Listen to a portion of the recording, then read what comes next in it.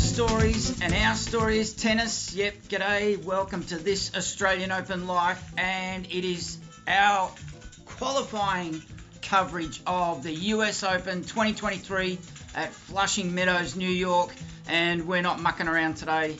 We are getting straight into it. So we want to let you know that we're going to have full coverage this morning, local Australian time. Qualifying day one at Flushing Meadows, New York. It's all already underway. So what we want to do is we're not going to muck around. Don't go away. We'll be right back.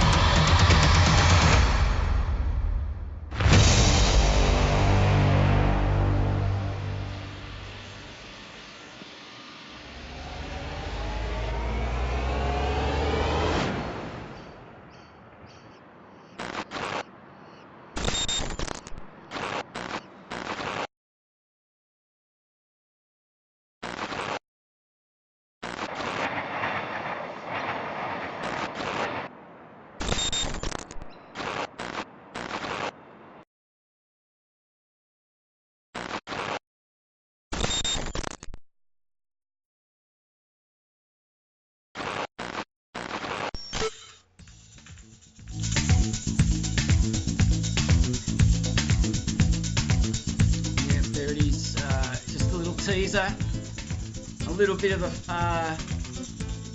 a look back on the Australian Open 2023, and so we're going to get straight into it. So how are we going to run over today and the next 3 days? So all times that I'm going to quote in every live stream is local time here in Melbourne, Australia. Is the easiest way to do it. And how we're going to do it today is we're focusing on the men's qualifying only. Men's qualifying only. And tomorrow we'll focus on the women's qualifying only. And alternate back to the men on day 3. Finish with the ladies on day 4. And so what we're going to do is immediately go through results, current live matches.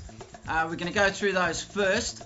And then we're going to pick out a select few completed men's qualifying matches, the first round matches of US qualifying, and then we'll settle into a bit of a groove, take a deep breath, and just work out what our surroundings are, and relax into a morning. So if you're looking for a pleasant way to spend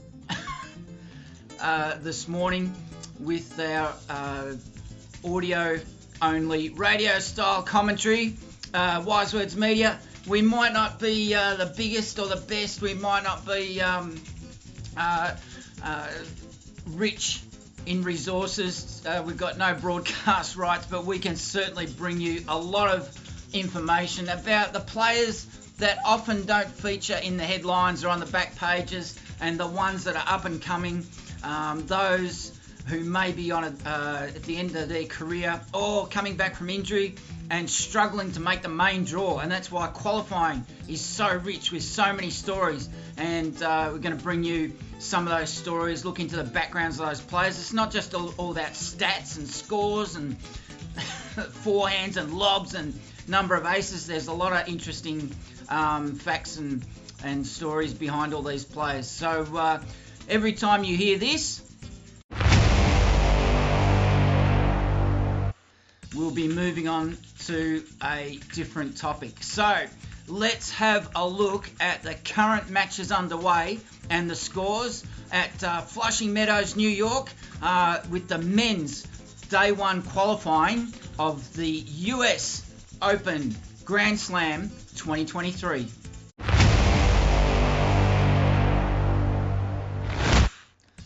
Okay, so let's just make it a bit more interesting here as we slide into these matches that are currently underway. Let's just take a look back at qualifying for the Australian Open in 2022. Okay, it's a little bit outdated, sorry about that. But to add to the flavour, let's have a look back the qualifying in Bendigo a couple of years ago in January 2022. And let's focus on one of the Americans, and let's see where Lisa Loeb, the American who played that day against Catherine Aulier, at the time a young, up-and-coming player from Sydney, trying to break from the junior ranks into the senior ranks, and she was playing Jamie Loeb. So let's have that going in the background to keep it interesting for you visually. But if you're listening along, even better. So let's check out these current live scores. Men's qualifying on day one at Flushing Meadows for the US Open. So let's just have a look what's going on here. And we're going to have a look at the current live matches as they're underway. Now, bear in mind that qualifying started a few hours ago, Melbourne time, about 1 o'clock in the morning. So it's currently just ticked over at 8 in the morning here in Melbourne, Australia. And there are currently 5 live men's qualifying singles matches, round one. So let's go through them just quickly and quietly, and as quietly as we can. So the first match is between the South African, that is Anderson. They never put their full name in. Why is that? Why is that? It is, even on this screen, they've only got, so we're just going to use surnames for the moment. And currently, if you'll just bear with me, Anderson of South Africa is up against, it's a Ukrainian, Kritik. So let's just have a look here. They've been going for 46 minutes, and wouldn't you know it, they don't want to open up in a separate tab. So currently, we're into the third set of the match. It's been going 46 minutes on the grandstand court at Flushing Meadows, and Kevin Anderson, the South African, is serving around about 109 miles per hour. He's won the first set 6-3, and they're currently in the second set, and he is trailing 1-2 in the second set, and he's just lost that first point of his second serve. The second game of this second set, he's serving, just lost that point, and he's just levelled the scores at 15-all in the fourth game of the second set, and Anderson of South Africa currently leading Kritik, the Ukrainian, 2-1 in the second after winning the first set 6-3. And let's have a look. Oh, now they've got to separate these into men's and women's, because I just saw Kimberly Birrell's name pop up. And as much as I want to see how she's going, let's just keep the discipline here as Anderson sends down another winner, now up 30-15 on serve in the fourth game of the first set. So that's on the grandstand court. And, gee, he upped his serve there, 121 miles per hour. Now, in court 6, on court 6, I should say, get my prepositions right, we have another Ukrainian, Sachko, playing the Italian, Brancaccio. And that is, that's just, that has finished right in front of my eyes. The Italian winning in 2 sets, 7-6, a tiebreaker, 7 points to 5, and 6-3 in the second. So the Ukrainian goes out in the first round of men's qualifying singles at New York. They're on court 6. That game just finishing, just as we had a look, and good work by the Italian.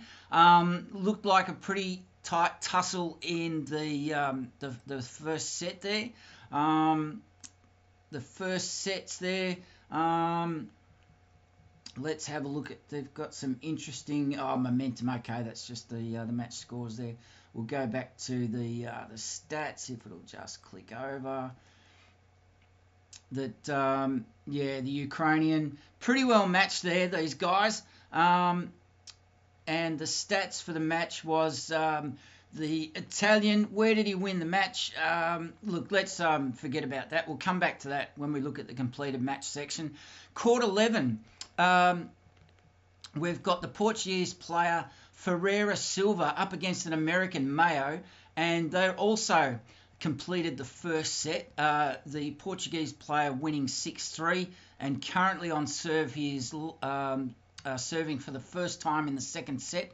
So they're into the second game of the second set, and currently the American behind there 1-0. That match has been going 37 minutes on court 11, and the American, they still haven't commenced serve there, the Portuguese player. So we'll move on to the next live match. There's only 4 live matches at the moment, because basically the qualifying matches have been, they started around 1 o'clock this morning, local Melbourne time. All the times are going to be quoted in local Melbourne time.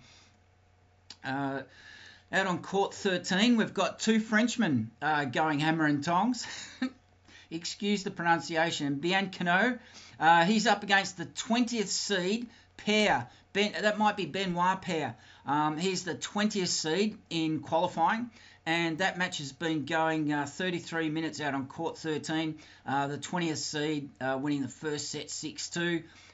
They're about to start the second set with Bianchino. He's going to serve there first. And the final live match out of the 4 that are still going on court 16. That match has been going an hour and 10 minutes. And evenly poised, this match between the Spaniard, or is it the Mexican Gomez, and the Finnish player, Vatanen. He is ranked 28th in the men's singles qualifying at the US Open. And that is 1 set each, and they're into the third set. And the Mexican must be on his second serve. That serve was only at 87 miles per hour. The match going an hour and 10 minutes. Gomez winning the first set 6-1. Vatanen from Finland coming back 6-2. Big swings and momentum there. And the Mexican now serving to even up the score in the third set. He is trailing Love 1 in the third set, and they're currently 30-all with the Mexican serving. So that's all the live scores at the moment. And so let's just take a look at what the weather's doing. Let's just pull up the weather, because it never hurts to know what the conditions are there. And we'll just pull this up. The US Open weather. Now, do you know the annoying thing about Google is it always pulls out the golf as well. So I'll just plug in tennis there, and the weather, and the word is inclement. Today's word, for those following along at home, is inclement. No, that is that is misleading. Dear oh dear, that was the weather policy. So let's just take a look at weather in New York generally. Flushing Meadows, come on.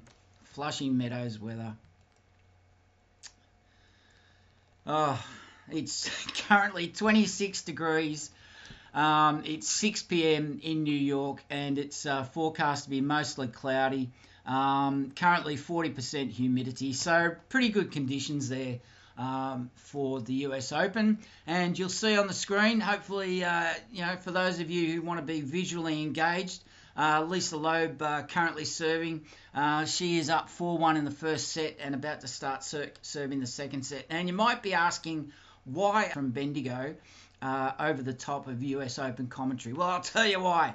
Because Wise Words Media, we punch above our weight, but unfortunately that punch doesn't land when it comes to broadcast rights. So we've got the next best thing.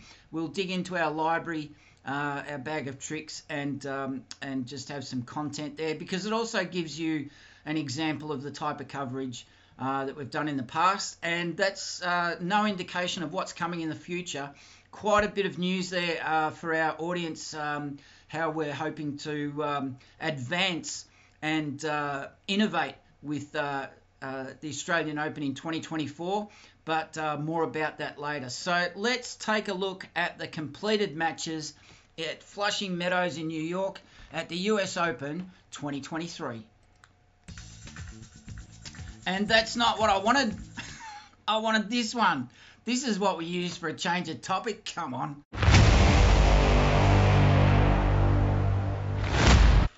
Okay, that's better. Oh dear. So you might also, for those of you who are new, we also have a podcast on the Acast platform, This Australian Open Life. We're a little bit slow putting up audio there, but for those of you that like podcasts and use those as a source for easy listening, and hopefully it is easy, you'll also find us there. So let's go back to Bendigo with Lisa Loeb and Catherine Aulier, and just keep that going there. Just gotta, now the annoying thing about this this is it shuts down every time. So we'll just get this back to, and I'll fix that later on, so we'll just speed ahead there.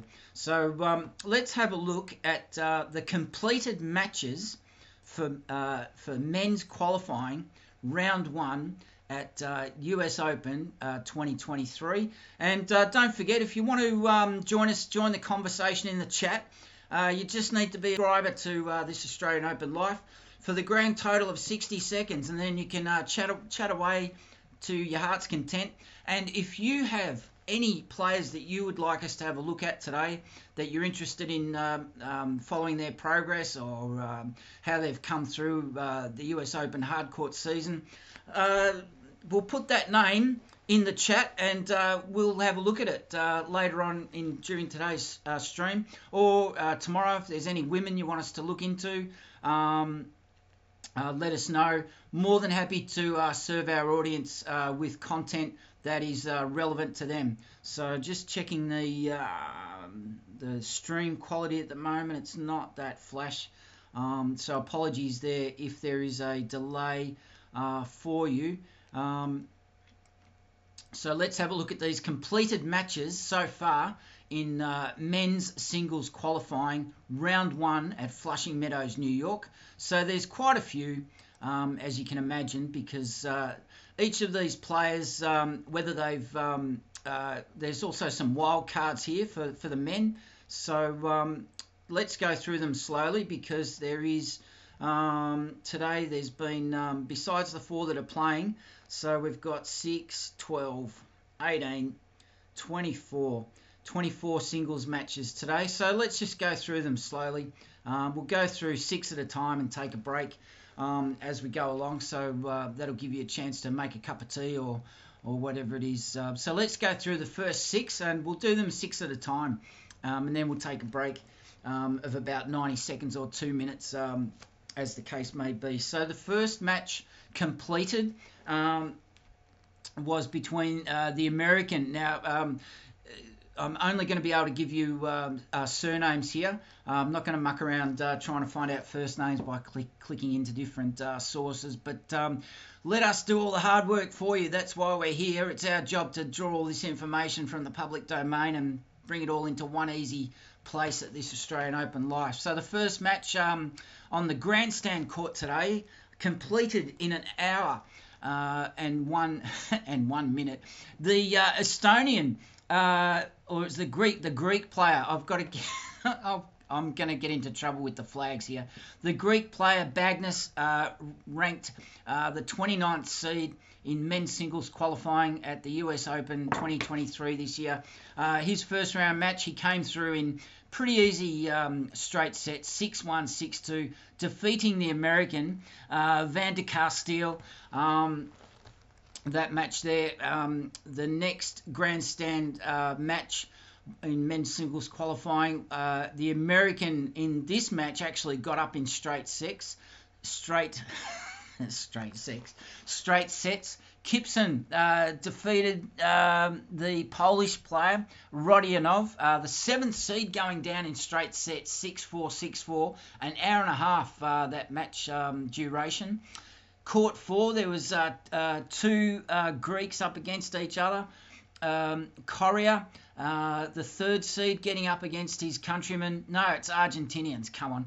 The Argentinians, and it was an Argentinian, won the first match, I beg your pardon. So two Argentinians, Correa, the 3rd seed, getting up in straight sets, 6-3, 6-1, in just over an hour, defeating his countryman, Ugo Carabelli. On court 4, Japanese player going down in an hour and 12 minutes. That was on court 4. Yoshida, the Japanese player, going down 2-6, 2-6 against Skartov, the 23rd seed. I'm not going to try and guess the names of these countries if I can't recognise the flag, just to save time and keep everything pragmatic. And in the next match, on court 5, Taro Daniel is going through qualifying. He's a very good player, is Taro Daniel, and he's the 4th seed in the men's US Open 2023 qualifying. He won he had to work against Nagel, who I think is Indian, 6-3, 7-5, so good to see Taro Daniel getting through. And the final of these first 6 matches, the American Holt getting through 6-1, 6-4 in an hour and a half against the Swiss player Richard. So we've got 3 more segments of these completed matches to bring you up to date with. So why don't we take a break? We've been going about 20 minutes, so we've covered a fair bit of territory already. So let us know what you think of. Let us know what you think of these qualifiers, and let us know, is there any players that you're aware of who are in qualifying that perhaps shouldn't be in qualifying, that maybe they oh dear, that's not gone the way I wanted it to.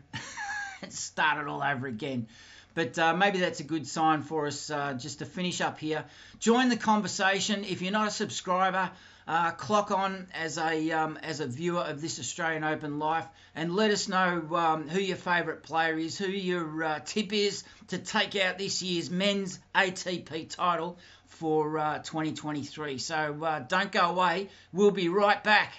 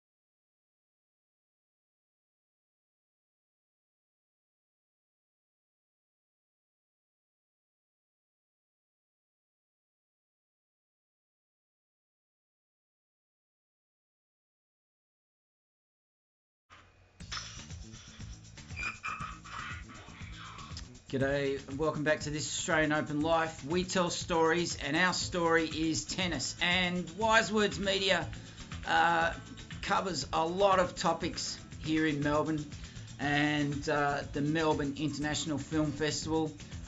Recently finishing this weekend just gone, and we'll be having a look back at how that all went. And we're also covering the online programming, which started yesterday, or is it Monday? And we'll be covering the regional programming, the short film programming, and obviously the online programming. So look out for that on Calumny Films TV, produced by Wise Words Media. So anyway, let's get back to the review of these completed matches for men's qualifying round 1 at Flushing Meadows US Open 2023.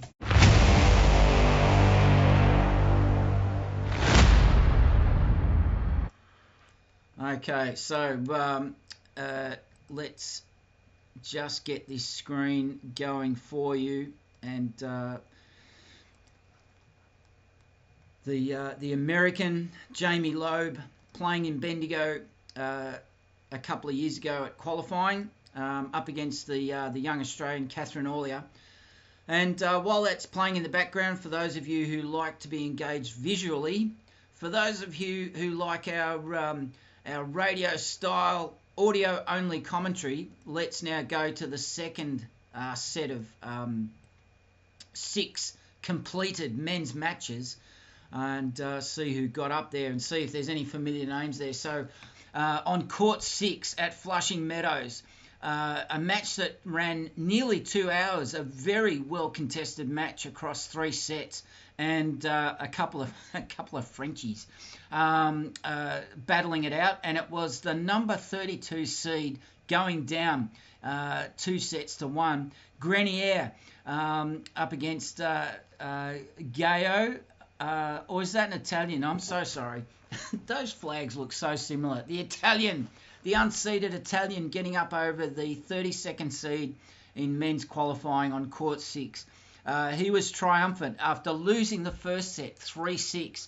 He lost the second set. He won the second set 6-3, and then finished off in pretty good style 6-2. The Italian getting up in 2 sets to 1.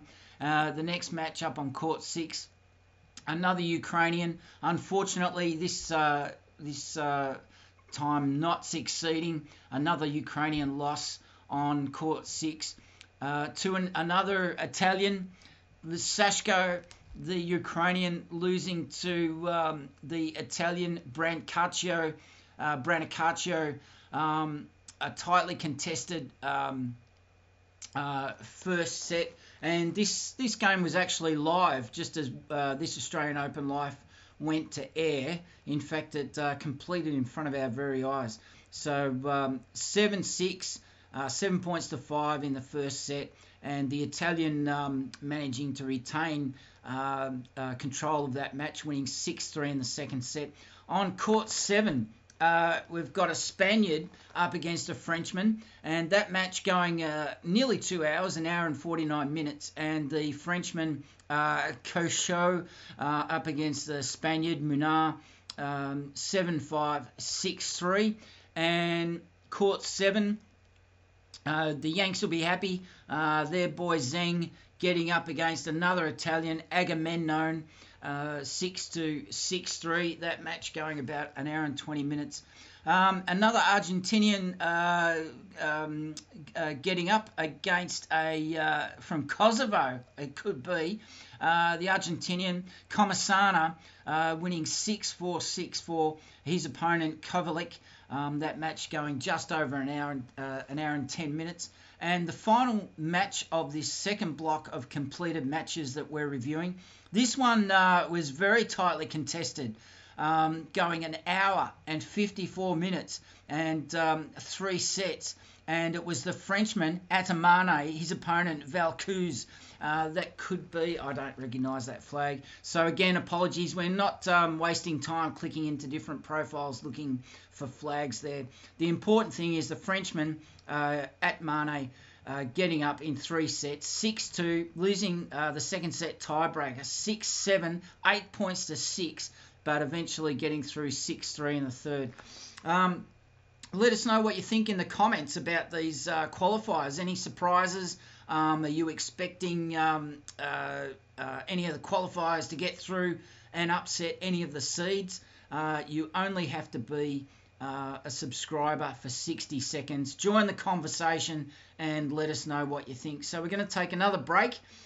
We've got a couple of more blocks of matches, rounds of 6 each to get through, to let you know how the results have gone today at the qualifying first round for the men's singles at Flushing Meadows, the US Open 2023. So don't go away. We'll be right back.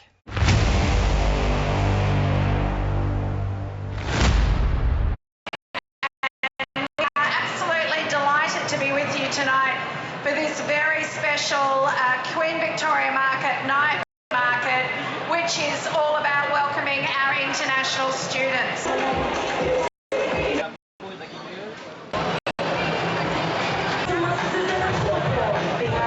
Students over the last 3 years, and we've also been so grateful to those who stayed for persisting and showing so much resilience. Our latest stats show that there are 138,000 international students back in Victoria, which is 92% of pre-pandemic levels. Woohoo! Because international students aren't just valuable on our campuses and in our tertiary institutions, they're fantastic customers and consumers. They're wonderful participants and volunteers. They're incredible workers in our local businesses particularly, and this is about setting up relationships for the long term. If you are an international student, could you please put your hand up? Yes, hello, hello, hello.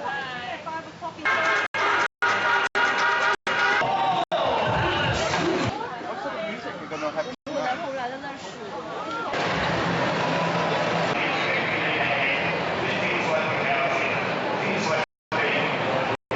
Volunteers to compete.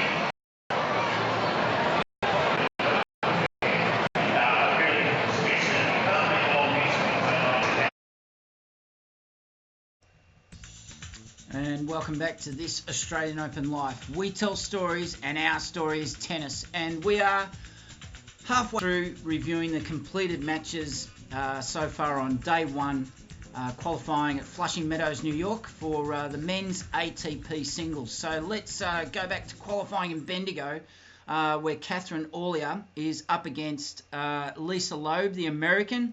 And we'll just let that run in the background. For those of you that like to be visually engaged with the content, as soon as this screen lets us get that up to full size.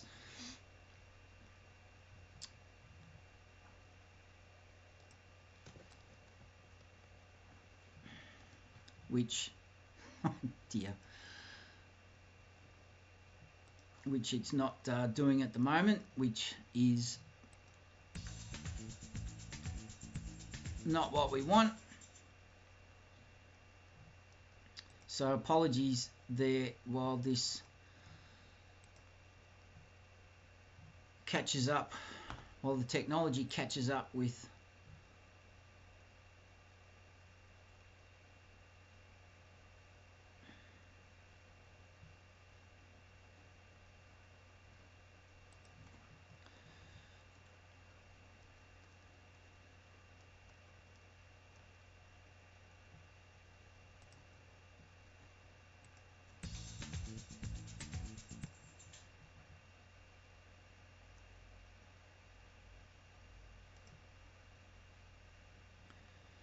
So we'll be getting onto that next block of 6 directly.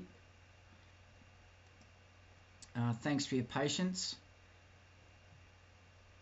And finally, we've got that at full screen. So now we can move on. For those of you who are with us, join the conversation, and you only have to be a subscriber for 60 seconds. Nominate your favourite player or nominate qualifying. Have you got any players that you'd like us to look into? Let us know in the chat. So moving on to the next set of 6 results. And already I've just spotted a familiar name, and we'll cover that match last. So on court 9, we had another Italian up against another Frenchman, but the Italian successful in this case in 2 sets. But boy, these were 2 very hard sets, played across 2 hours exactly. The Italian Giovanni defeating the Frenchman Mayo 7-6, 9 points to 7 in the first set tiebreak, and the second set 7-5. Well done, Giovanni. And on court 10, we had a Spaniard, Yamas Ruiz, up against an Argentinian, Colorini. Straight sets winner, the Spaniard, 6-3, 6-3 in an hour and 22 minutes on court 10. The following match on court 10, a very couple of interesting players in terms of their background.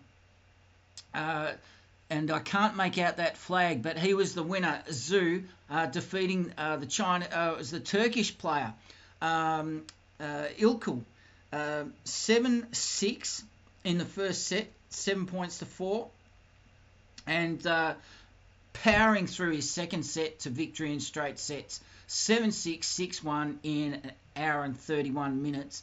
And on court 11, a real struggle, this one, in 2 hours and 26 minutes. The Argentinian going down, unfortunately, in the third set to the American, his name being Dam, D-A-M-M. And the American, the Yanks will be happy with this. Another American getting through. Good signs for men's tennis for the American community, tennis community. They'll be glad to be seeing some of their young blokes getting out of the college system and onto the pro tour and really making a go of it. So US tennis, look out. They could be on the way back after years of stagnation, after the retirement of Andy Roddick and all these sort of guys going on to whatever they're doing in their post career. But the American winning 6-4, 4-6, 7-5. That was a very tight tussle. On court 11, the 5th match completed in this block of 6. An Italian, the 15th seed, losing. A lot of seeds going out in this on day 1 with the men. He lost to the Argentinian Nardi, losing to the Argentinian Tarante. He lost 4-6, 4-6. And look, here's a familiar name and a little bit of bias here for us here. The Australian James Duckworth, who is seeded 12th. He's got up over one of the Americans, Svajda, and Duckworth, the 12th seed, on court 12 in an hour and 53 minutes. He got up 7-6, and get this, 14 points to 12. There's no super tiebreak in any first round of any match, whether it's qualifying or in the tournament. 14 points to 12. Can you beat that? Really, real seesaw affair there in the first set. And Duckworth had the legs. No surprise, he's a very fit player, even though he's well into his 30s now, winning 6-2 in the third set. So just 6 more completed matches to look at.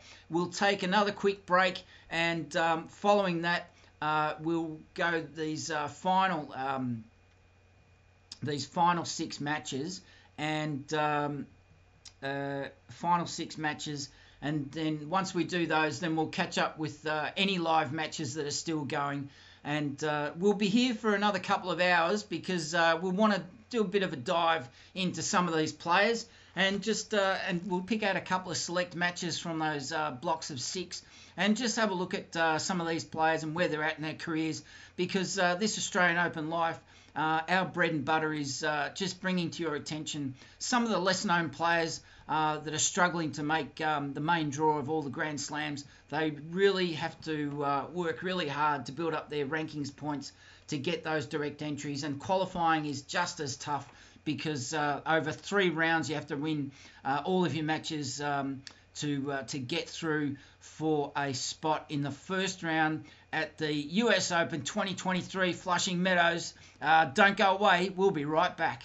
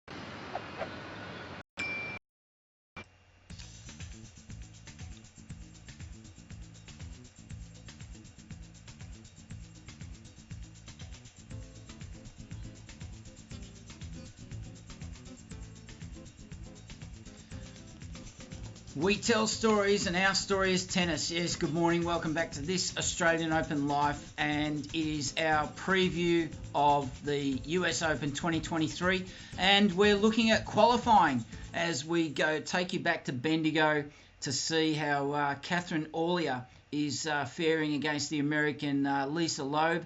That match is a good example of the coverage we like to bring you for qualifying for all the Grand Slams. And unfortunately, we cannot be on the ground at Flushing Meadows in New York, but we can do the next best thing, which is bring you up to date with all the scores.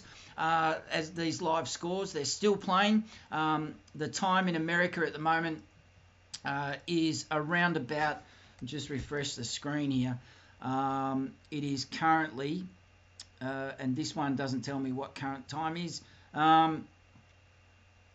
but it is around about 26 degrees in New York, and that's great playing conditions. So we're finishing up with the final 6 set of completed matches on day 1 at Flushing Meadows, the first round of qualifying. So let's get into it. There's just 6 more to go, completed matches, and after this we'll go back to any live matches that are still happening. So out on court 13, a match that was completed in an hour and 31 minutes was the Canadian Gallerano.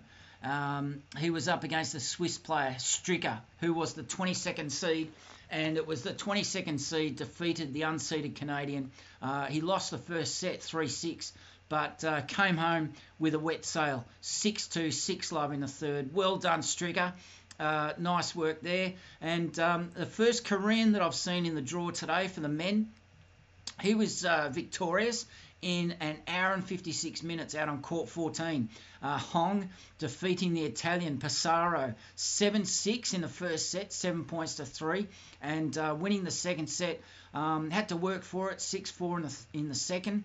Out on court 14 in 2.5 hours. There was some very well contested matches today, and this was no different to one of the. And it was a couple of Italians going hammer and tongs. The 30th defeating his Italian compatriot Bernardo.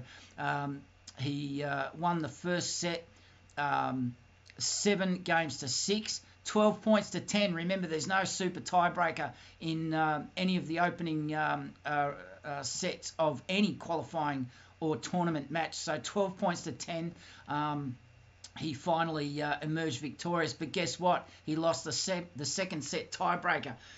He lost 6-7 and 7 points to 3. Bernardo came back and... but he didn't have the legs to go on with it. Bernardo, he lost the third set, 3-6. Zaperi going through victorious. He'll play his second round match most likely tomorrow. Out on court 15, one of the first Brazilian players that I've seen this morning. He was victorious, but he didn't get off to a very good start on court 15. The Brazilian, Meligeni Alves, he lost the first set 2-6 to his, is that a Czech flag, Zevchina. But he came back in great style, winning 6-2 in the second and 6-3 in the third to wrap it up in an hour and 43 minutes. So he had his work cut out for him to even up the match and then win it. Court 15, the fourth completed match of this block of 6 that we're looking at. The Chinese player Shang got up over an Argentinian. Gee, you don't see that very often. But when you think about it, the South American players, mainly all clay court specialists, they don't really like the hard courts.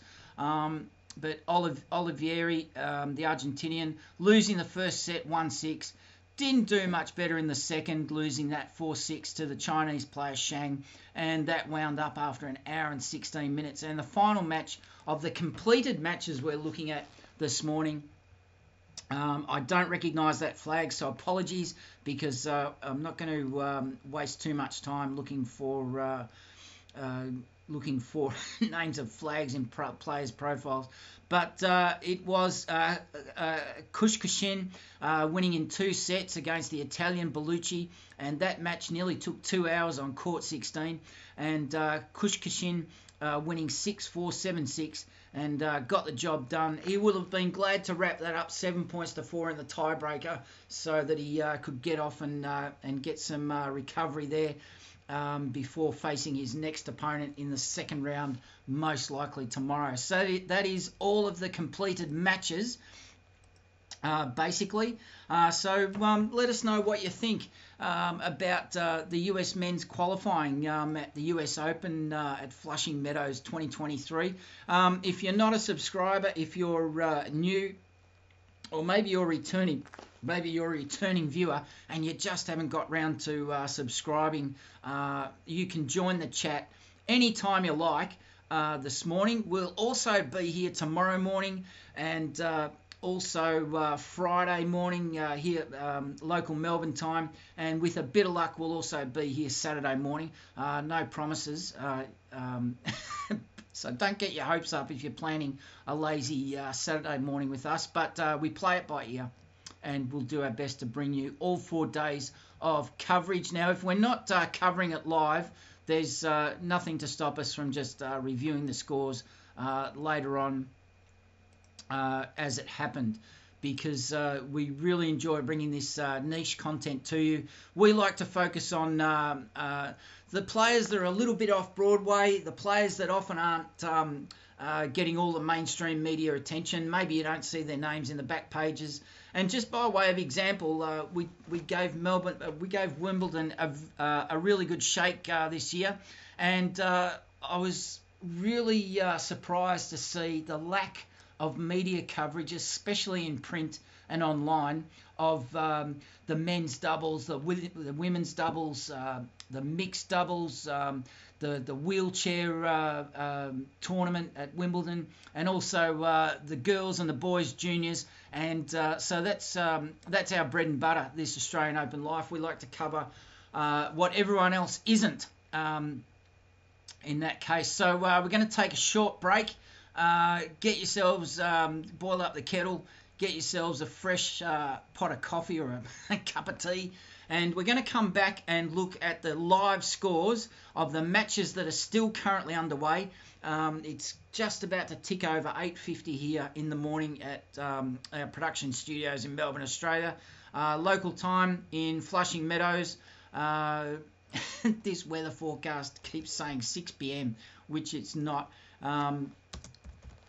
We'll just add current time to the search. The current time in the US in New York, it is just about it's 10 to 7 in the evening. What a great night, and it's a sunny 25 degrees. There you go. We'll stick with this. We'll stick with this one. So let us know what you think. We're going to go away for a little break of 2 to 3 minutes.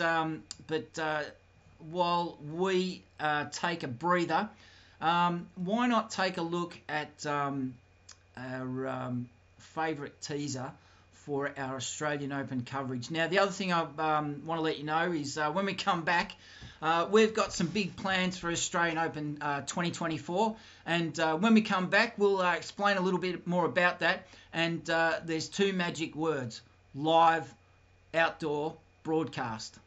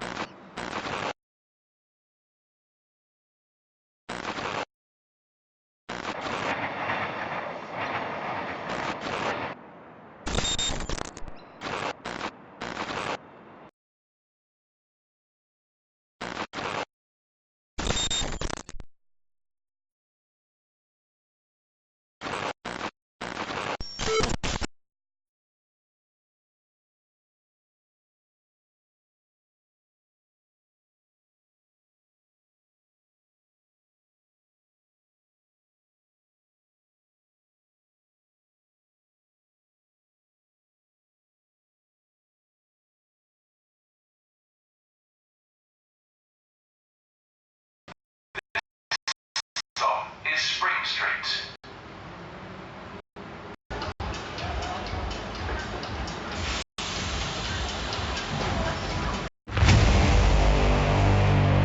This stop is Spring Street.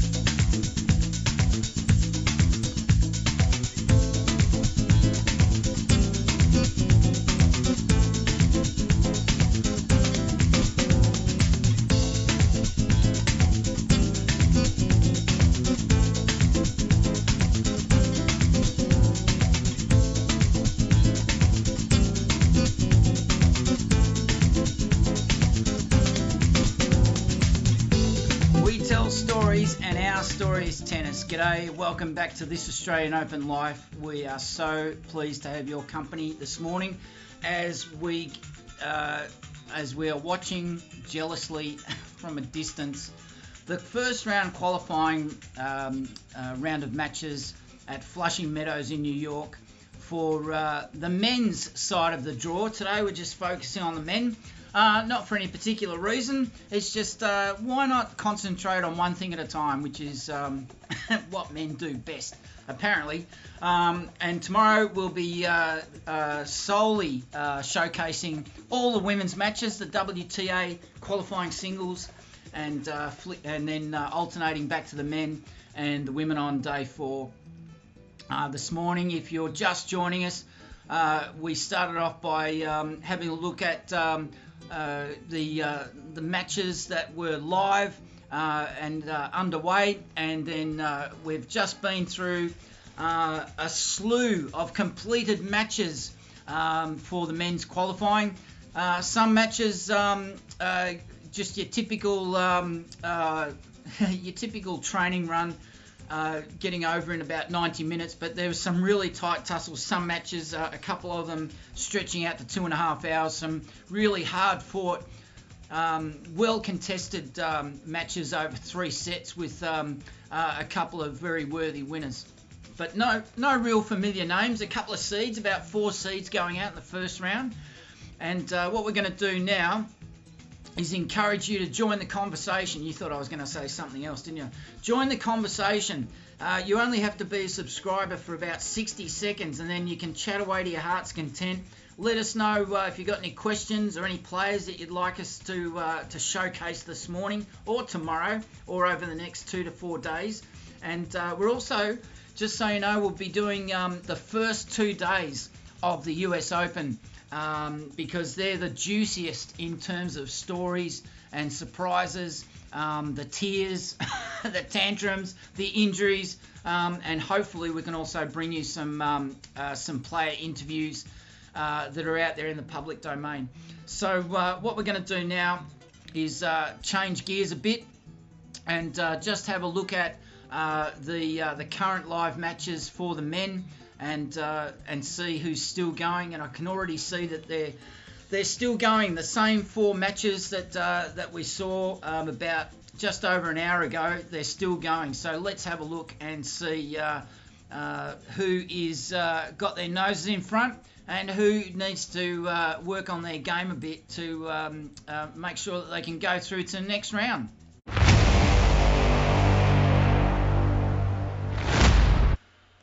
Right, so whenever you hear that sound, that is the signal that we're switching gears, changing topics. So in the background, for those of you that like to be visually engaged, just some hero shots taken at the Australian Open over the last couple of years to give you a bit of flavour for what to expect.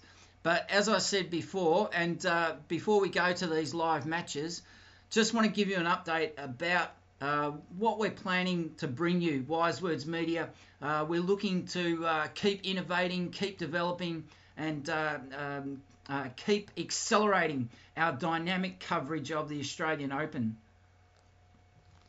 And the plan we've got for next year is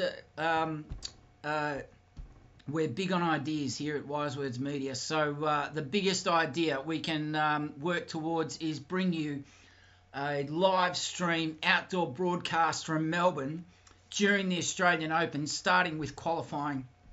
And how we aim to do this is with by finding partners in the over-the-top streaming space. There are 1.4 billion smart TVs in the world, and over-the-top streaming content into smart TVs is accelerating at pace. And there is a global audience waiting for dynamic niche content, which just happens to be our specialty. And just wrap your head around these facts and figures about the growing pace of the streaming space around the world. Media is a leading reporter of facts and figures, industry figures for broadcast media.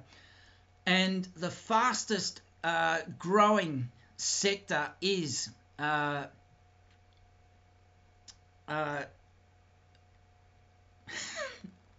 fastest is, oh dear, a global revenue of $6.3 billion growth in 2023 was generated, and sport is right up there in terms of that. How much revenue are fast channels already generating, and what is the true economic weight of free ad-supported television in today's over-the-top streaming industry? According to Media, the latest report forecasts that fast channels are set to generate global revenue of $6.3 billion in 2023.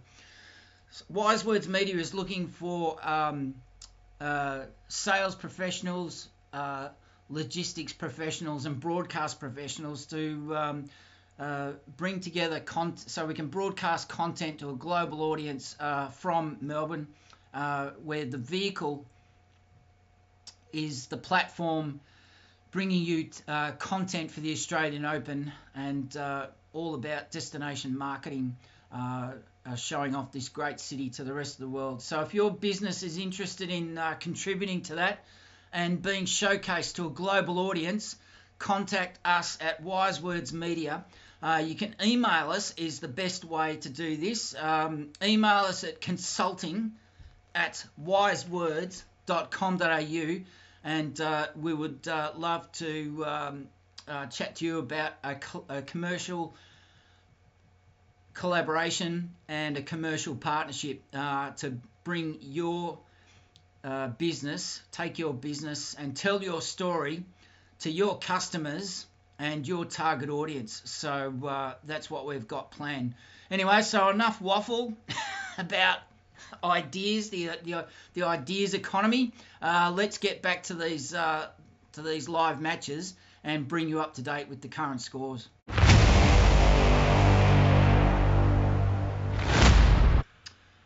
Okay, so moving on. There's still 4 matches live at the US Open at the moment, and they're pretty evenly poised. So let's go back to the grandstand court with the first match that we reported on when we got going this morning, about an hour ago, and it's the South African Anderson up against the Ukrainian Krutik, and that match is evenly poised in the second set, with the Ukrainian serving at 30 love, and currently in the second set, these blokes are going neck and neck, 4 games all. The South African taking out the first set 6-3, so the Ukrainian is right in it, looking to get his nose in front in the second set.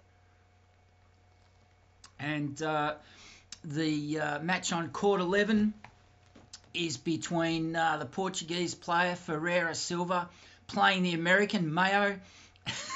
And that match, with the American serving in the 4th game of the second set, he's leading 30-15, and he's got some work to do. So he'll be happy with his work in the second set because he's up 3-1, and he needs to get on with it because he's trailing 3-6 in the match overall. That first set, the American lost. And there's a couple of Frenchmen still going hammer and tongs on court 13. It is Bianchino up against, I think that's Benoit Paire, the 20th seed. And he's comfortably in this game and dictating terms because he won the first set 6-2. They're into the second set. This match has only been going 46 minutes. And he's currently trailing 30-40 with Bianchino on serve there. So let's just see if Bianchino can wrap this up while we are looking at the scores. And apologies, we don't have broadcast rights for any footage from the US Open, so we're just following the scores online. And this point is being played out as we speak. And the serve has gone down at 105 miles per hour, so he must have lost his first serve. So they're playing this point currently as we're looking at it. So let's come back to that. rather than hum and ha. And the fourth match of these live matches is the Mexican Gomez. He is currently trailing in the third set, so it's 1 set each. Gomez winning the first set 6-1. A big turnaround where his opponent from Finland got up, Vatanen. He's the 28th seed. He got up 6-2 in the second. So these blokes, Gomez serving, he's on his second serve. That was only 85 miles an hour. He's currently leading 30-love on serve in the fourth game of the second set. And I can see that it's... there's not much happening there between those two Frenchmen. Okay, so we're going to take a short break and switch up a gear. And we're going to focus on one of these live matches through to their finish and tell you a bit about the players and their journey through to the US Open 2023. Don't go away. We'll be right back.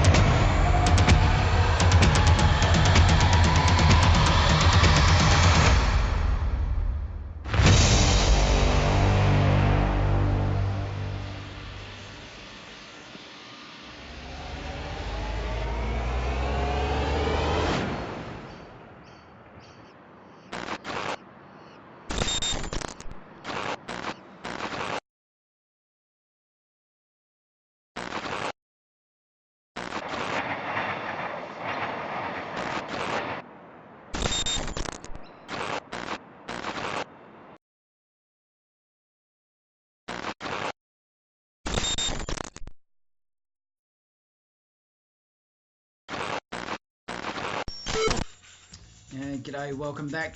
We tell stories and our story is tennis. It is this Australian Open live from Melbourne, Australia, and we are covering the qualifying first round men's ATP singles in Flushing Meadows, New York, where it is currently a balmy.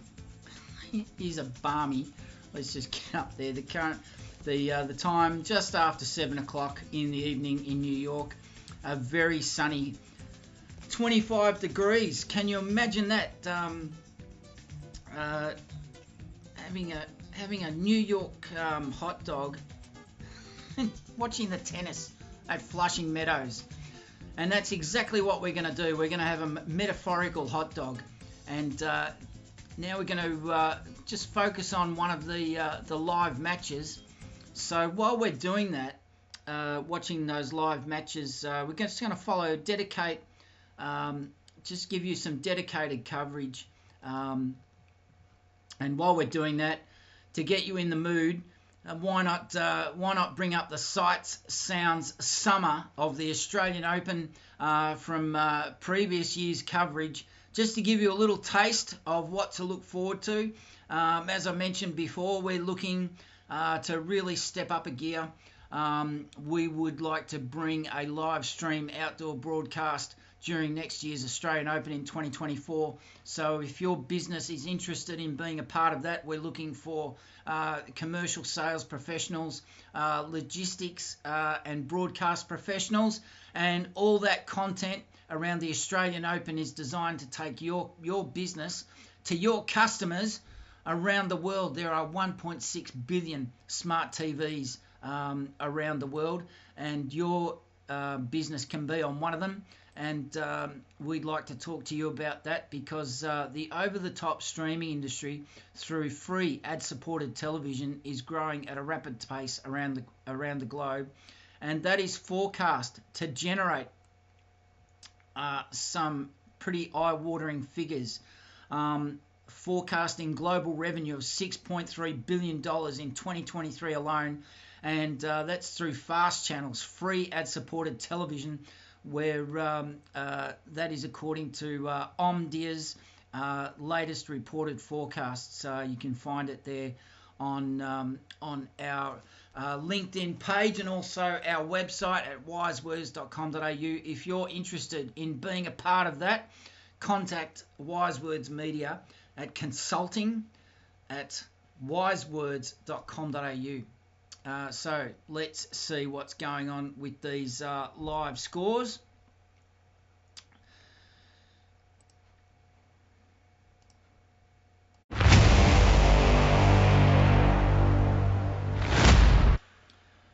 So just changing it up again. Now there's 4 live scores currently going on at the moment, and we are going to dedicate, we're going to provide dedicated coverage for one of them through to the end of those matches.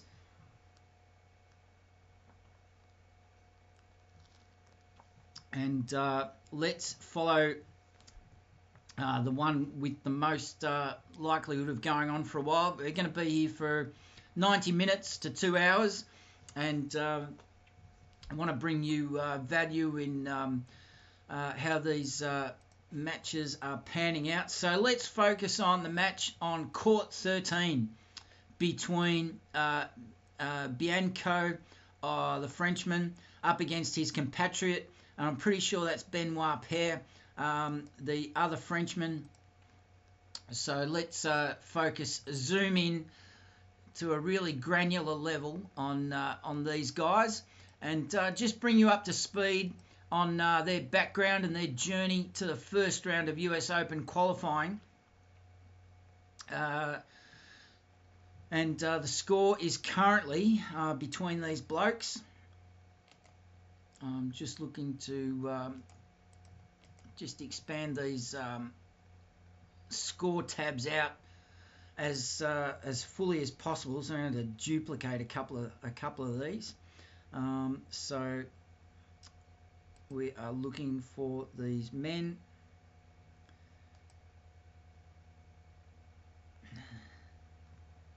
Now, what have they done here? So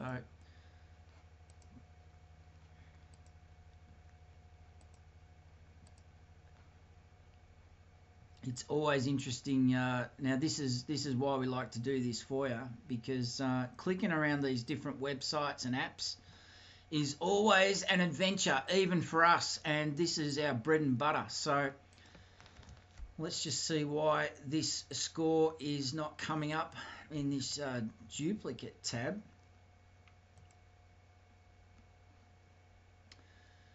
So clearly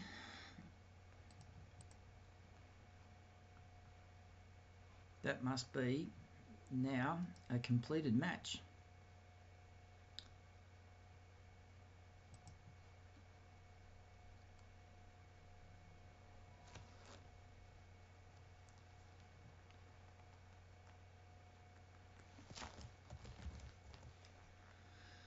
And that match was completed. So for those of you playing along at home, always refresh your screen. So that match completed where Benoit Paire, the 20th seed, got up 6-2, 6-3 against his compatriot. So let's just go through these current live matches as they stand. The men's qualifying singles.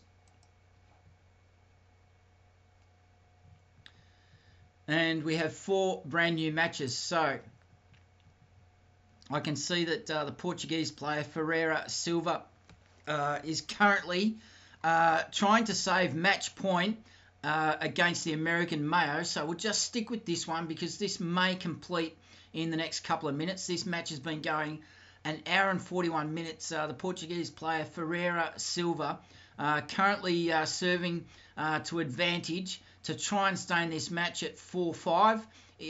Otherwise, the American, if he breaks serve, that will be a victory to the American. So let's just have a look at the stats for this match as it's played out. Currently, Mayo lost that game. Lost the game with a forced forehand error. And so Ferreira Silva is back in this match at 4-5, but he's got a break serve to take it to a tie break to try and force it. So we'll stick with this match for the time being. And while we're waiting for Mayo to start serving, the other 3 matches are Andreev He has got a good lead over his opponent, Fatic. These are both unseeded players. Andrew leading 5-3 in the first set. That's been going half an hour. We've got a Frenchman locally. He's up against, that could be a Czech player, Mpetshi, the 19th seed. That's been going just on 33 minutes. The Czech player leading 4-3. Still waiting for Mayo to start serving in the other match. And the 19th seed has just gone up 5-3 in his match. And the final live match that's currently live at the moment is the Brazilian, the 14th seed, Monteiro. He is leading the Frenchman, Mpetshi Perricard. And that's been going about 37 minutes. And that scoreline is heading towards a tiebreaker. If the Frenchman can hold serve at 30 love and get that up to 6 games all in the first set, going to a tiebreaker there. But we'll go back to our current live match, and we'll follow this through to the end before we follow another live match for the rest of today's presentation. So Mayo has lost the first serve of his game. He is trying to serve out the match here against the Portuguese Ferreira Silva. And Ferreira Silva has lost the second point of the service game of Mayo. He lost it with a forehand forced error, and they're currently 15-all in the 10th game of the third set. And just to remind you, on court 11, Ferreira Silva won the first set 6-3. Mayo came back, turned it right around, won 6-1 the second set. Mayo, the American, with one set apiece, currently leads 5-4 in the third set, and he is trying to serve out the match, and he's not doing much of a job here. He's down 15-30 on serve, trying to serve out to win this game and win the match overall. And he's not doing a great job here. He has again lost the next point, and he's just served again. Mayo, the American, has hit a forehand winner to bring it back to 30-all. So it's crunch time for the Portuguese. He has to. The American currently ranked, and I will tell you that right now, as Mayo serves again, yet to serve.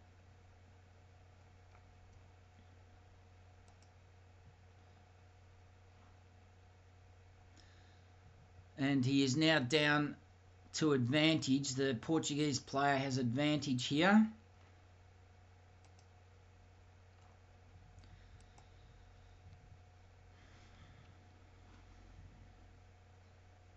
His highest rank for singles, Mayo the American, is 373. And his career prize money is 28,630. Ferreira Silva, highest ranking of 168. His career prize money is nearly 670,000 US dollars.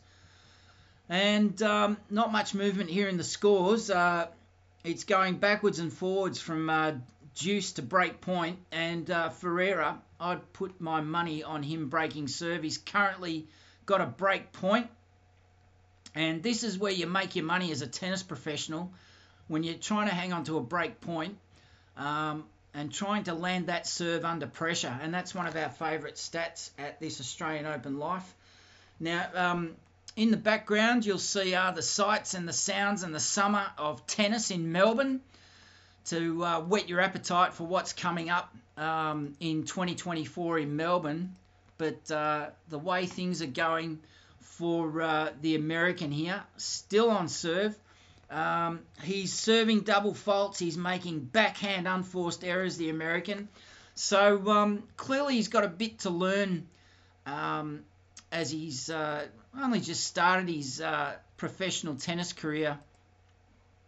The American is most likely at the age of 20, coming out of Sacramento in California, and he's a good 6 feet in height, So he should be serving with confidence, but he's still down a break point on serve, and he's not making much of a go of it here. But he has served 3 double faults over this match.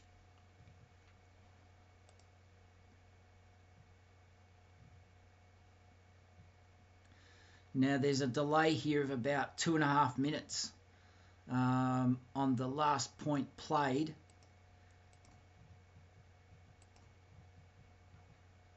Now unfortunately there's no update here online as to why that is. So nearly 3 minutes since the last point.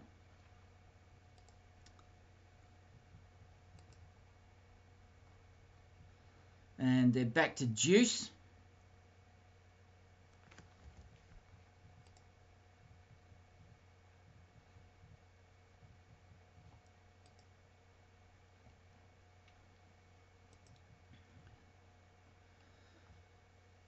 And now Mayo is up with the advantage and serving for the match.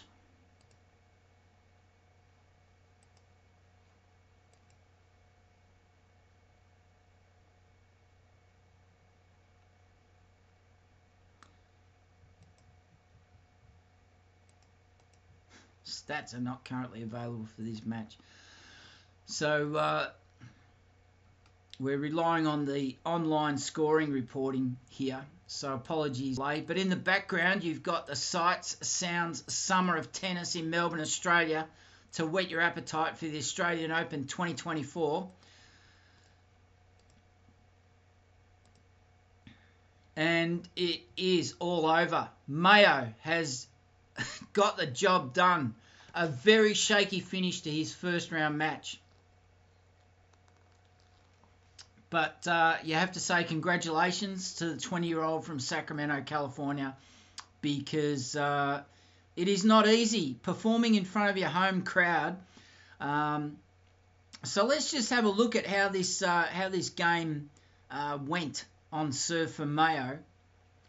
He won the match thanks to a forehand unforced error from his Portuguese opponent, Ferreira Silva, losing that match to the American in an hour and 50 minutes.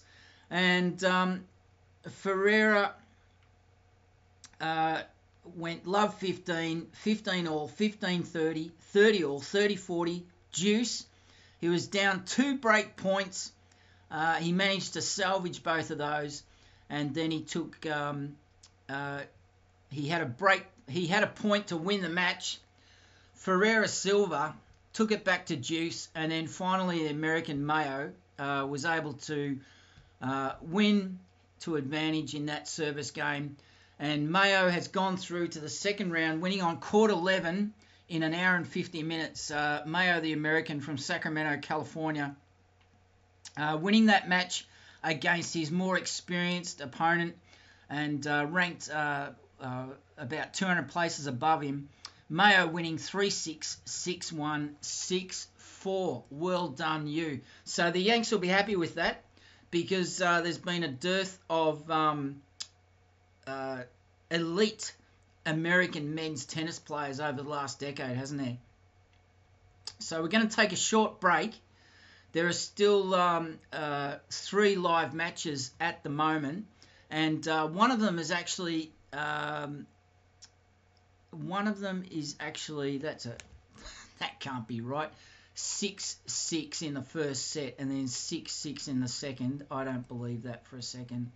So of the live matches, no, that's what it's reporting. That is odd.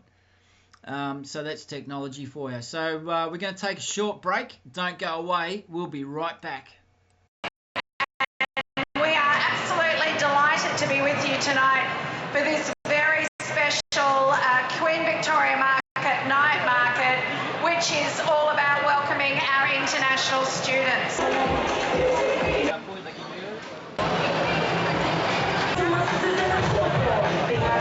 Students over the last 3 years. We're grateful to those who stayed for persisting and showing so much resilience. Our latest stats show that there are 130 38,000 international students back in Victoria, which is 92% of pre-pandemic levels. Woohoo! Because international students aren't just valuable on our campuses and in our tertiary institutions, they're fantastic customers and consumers. They're wonderful participants and volunteers. They're incredible workers in our local businesses particularly, and this is about setting up relationships for the long term. If you are an international student, could you please put your hand up? Yes, hello, hello, hello. Hi. 5 o'clock in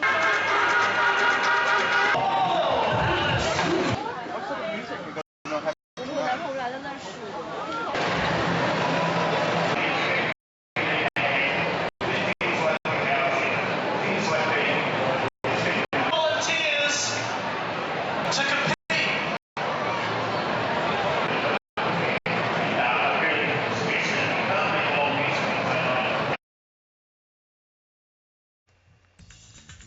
We tell stories, and our story is tennis. G'day, welcome back to this Australian Open Live, produced by Wise Words Media. We are live in Melbourne, Australia, covering the qualifying for US Open 2023, which got underway early this morning, Melbourne time, in Flushing Meadows, New York, where it is a balmy 25 degrees. It is sunny. The sun is yet to set at 7:30 p.m. in Flushing Meadows, and on screen we are going to whet your appetite for the Australian Open 2024.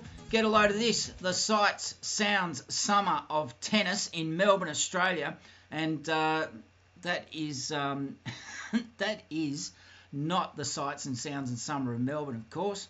That is the exact opposite. So let's take a look at this. And for those of you that enjoy the visual part of proceedings, feast your eyes on that wet tennis court. But what we're going to do here in this segment of our coverage is we're focusing on the live matches that are currently underway in the men's qualifying singles round 1.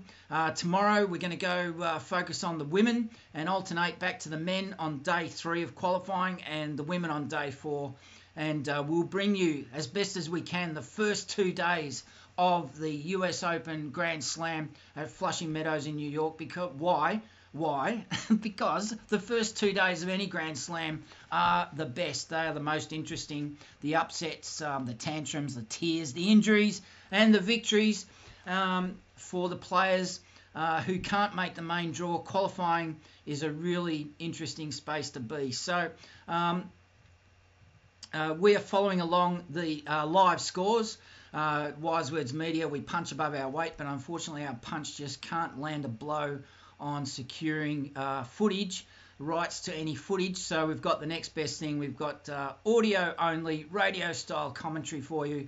And as we focus on these matches, we're going to bring you the live scores. So on court 5, a match is about to get underway. The players are warming up. So we are going to follow the match between the 8th seed GOJO and MEDJEDOVIC, and those country flags escape me, so we're going to learn something at the same time. So while those players are warming up, let's bring you up to speed with 3 other matches.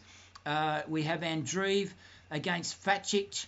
That's 6-3 to Andreev in the first set. He is currently down love 15, love 1 in the second. That match going so far for 50 minutes. Andreev serving at 123 miles per hour. The Frenchman, luckily, he is playing Matt Chach, I believe the Czech player, who's also Frenchman, trailing 4-6, love 1 in the second, and 15-40 in the second game of the second set. And the other match, which the scoreboard is telling all sorts of porcupines, the Brazilian, the 14th seed, Monteiro, up against the Frenchman, Mpetshi, Perricard. That just doesn't look right to me. A score of 9-10, 6-6. And we'll give that one a wide berth. So we're going to follow this match on court 5, give that dedicated coverage, because what we like to do, the whole reason this Australian Open Live exists, is to bring to you coverage of the players that are rarely in the headlines, if ever, the people that make up the community of the professional tennis circuit, and the players who rarely get any coverage. So let's delve into the background of these two players. So it is the Croatian GOJO up against the Serbian. This is going to be a grudge match. The Serbian and the Croatian up against each other. So let's just take a look at these guys. GOJO, and I apologise that I'm no doubt pronouncing these names wrong. And let us know in the comments what you think. Is there any players that are in qualifying that you would like to know more about? You only to join the conversation, you only have to be a subscriber for about 60 seconds, and then you can chat away to your heart's content. Let us know what you think, or if there's anyone that you want us to cover tomorrow or throughout qualifying, drop in a name and we'll do a bit of research and bring that to you. We want to make sure that the audience is well served. Now, these players, the Serbian and the Croatian. The Croatian, he's 6'5", plays right-handed, and he's ranked 106. So he's a prime candidate for coverage here. We really respect these guys and girls that are hovering around the 100 to 200 mark, trying to break into the main draw of any Grand Slam every year. He is currently ranked 106 in the world. His highest ranking is 102. The Croatian, Borna GOJO, and career prize money of around about $750,000 US. Not bad at all. And his opponent, MEDJEDOVIC, the Serbian, he's currently ranked 145 in the world, knocking on the door of the main draws, 20 years of age, and he's had his highest rank of 144. So he's breaking through and getting his ranking up there. The Serbian won about 315,000 US dollars. So as these blokes are just about to start, it looks like it's the Serbian, who's the 8th seed in US Open qualifying. Looks like he's going to open up the serving for the first game of the first set, and we're going to give this some dedicated coverage over the next hour or so to see how this match plays out. And he's won the first game, the Croatian, and he's won the first game in the first minute of the first set. So it's fair to say he is on fire on court 5 in Flushing Meadows, New York. So let's just take a deeper look into these blokes and see how their singles efforts have gone this year. And as we go along, we'll look into their background and just give you a few more details. The Balkan players from Croatia and Serbia and Kosovo, around that area, and who are the other blokes I'm forgetting? Great tennis players. I tell you what, Croatia punch above their weight in many aspects of world sport. The Croatian soccer team playing off in the finals. They didn't get to the final in Dubai in the Middle East last year, but they gave it a big shake, and I think they finished 3rd from memory. So now in the second set, the Serbian MEDJEDOVIC, he is up 30-love on serve, trailing by 1 game.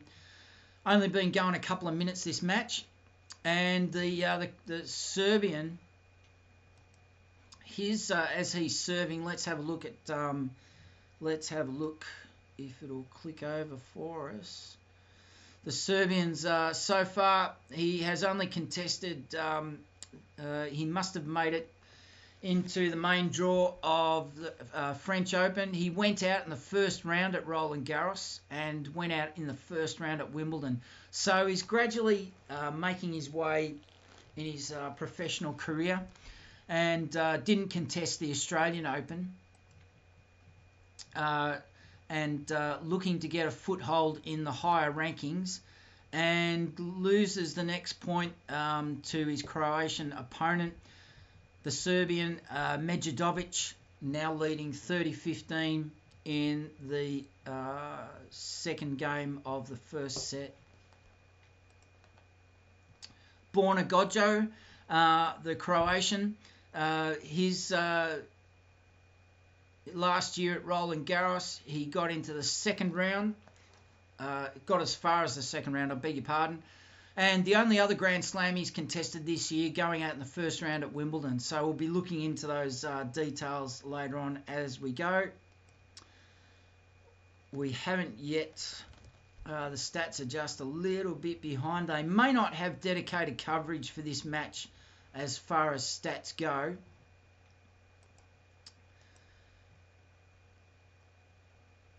But we'll follow this match for the time being. And the Serbian now serving at 40-30, trying to win the first game of the second set.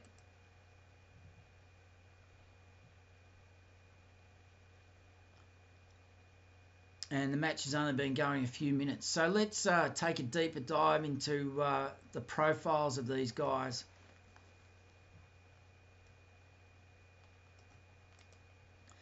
And see what we can come up with. So Borna GOJO, the Croatian, 25 years of age, turned pro in 2020. Oh, what a time to turn pro. 2020. He's a right-handed, two-handed backhand player. He's coached by Goran Pripčić, and he's a towering presence on court. He is 6'5", so he'd have a lot of reach there at the net. Should be able to send down a good serve. And we'll just take a look at his profile as the score updates. And the Serbian has levelled the match at 1 game all in the first set. So Borna GOJO, he broke into the top 200 after qualifying for the 2022 French Open at Roland Garros, and he achieved his career high at 102 in the world on the 8th of May this year. And got a bit of momentum going. He played in the 2023 United Cup, and he won all 3 singles matches for Croatia. So that would have been a great achievement for this guy. He captured his first Challenger Circuit title of his career at the 2022 Mpetshi Open. Now, am I going to guess that that's in Japan? Let's just make sure it's in Italy. I've never heard of that town before. Mpetshi. His career record on the ATP Challenger Tour is 98 wins, 73 losses, and that breaks down to 79 wins on hard court and 18 wins on clay court. He led Croatia to the 2021 Davis Cup final with 4 singles wins. He defeated Gunas Warren, Poprin. Now, Alexei Poprin plays for Australia. Sonego and Lajovic. That can't be right. But I'm going to take it as... Let's just delve into this a bit. Because there could be... it was... Yeah, that doesn't look right to me. And let us know in the comments, what do you think of the new Davis Cup format? I'm not a huge fan personally. Bring back the old format where it was played throughout the calendar year, and it was always played in the host country for over 100 years.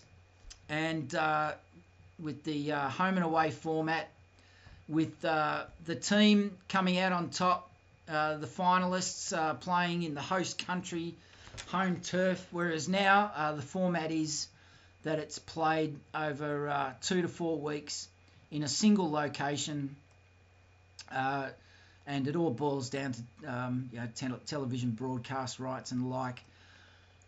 I'm not a big fan. In fact, I am not a fan at all of this format. So let us know what you think. Do you even care about the Davis Cup? Because that's one of the arguments from the people that run the Davis Cup these days.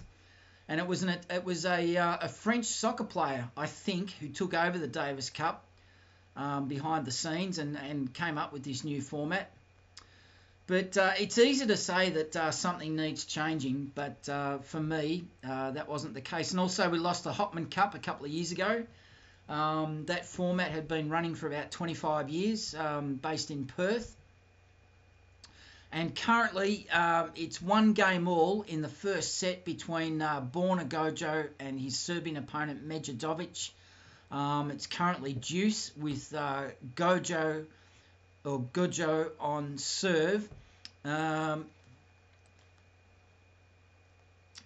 we're just looking at the stats. So we can bring you stats now. We'll just finish up this profile for Borna GOJO. He made his ATP Tour main draw debut on his college campus at the 2018 Winston-Salem, Massachusetts, as a wild card. And he lost to his opponent Harrison there on debut, but well done for doing that. A lot of players these days going through the American college system to get an education as well as build up their street cred for the elite circuit. Borna GOJO earned his first ranking point when he was just 17. That occurred in 2016, and he played college tennis at Wake Forest University for 2 years until 2019. And finally, he's a 3-time All-American Demon Deacon. And he helped that team, the Demon Deacons, win in 2018 at the NCAA team title. But he lost to his teammate in the 2018 NCAA singles final. And we'll just update you on the scores there for these guys. And going about 10 minutes, this match between the Serbian and the Croatian, as we're just waiting for that to refresh.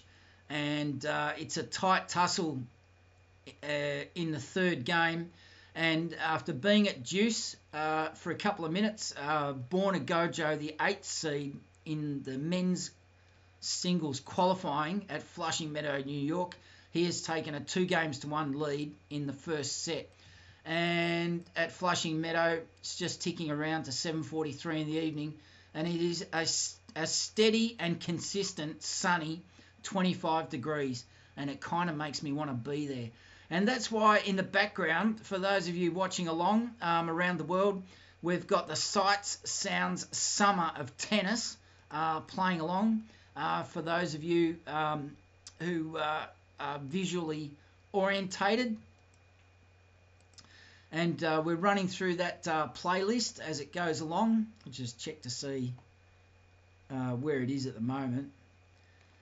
We've got a little way to go, so we'll let that keep running. Let us know what you think about this footage. This is just an example of the type of coverage we like to bring during the Australian Open. And we'll just bring you up to date with the score with these guys. With the Serbian MEDJEDOVIC still in the change of ends there. But let's take a look at the stats for the first 3 games. So 4 aces from the Croatian at the moment. And his percentage of first serves in is 71%. So pretty good return. And doing even better where on his win percentage on his first serve is at 80%. So he's leading there. The Serbian is winning 75% of his second serves. But some of the key stats we like to focus on, break serve and saved points on break points faced. No stats for that at the moment. And total points won 12-10 in favour of the Croatian. So you'd expect these two guys as the fourth game of the first set is underway with MEDJEDOVIC serving at 30 love, trailing 1-2 in the second set, and serving at a reasonably decent 118 miles per hour. Probably could up that. That's a pretty decent pace actually. So while the Serbian is serving, let's take a look at the profile for him, having gone through, and then we'll go back to the Croatian and just see how he's been faring, and just see how he went at his most recent Grand Slam matches this year and last year. The Serbian on serve 40-15, so it looks like he's going to take out this game and level it up at 2-all, as this match has been going about 15 minutes so far. So let's take a look at the Serbian. A lot of great tennis players coming out of the Balkans, Croatia, Serbia.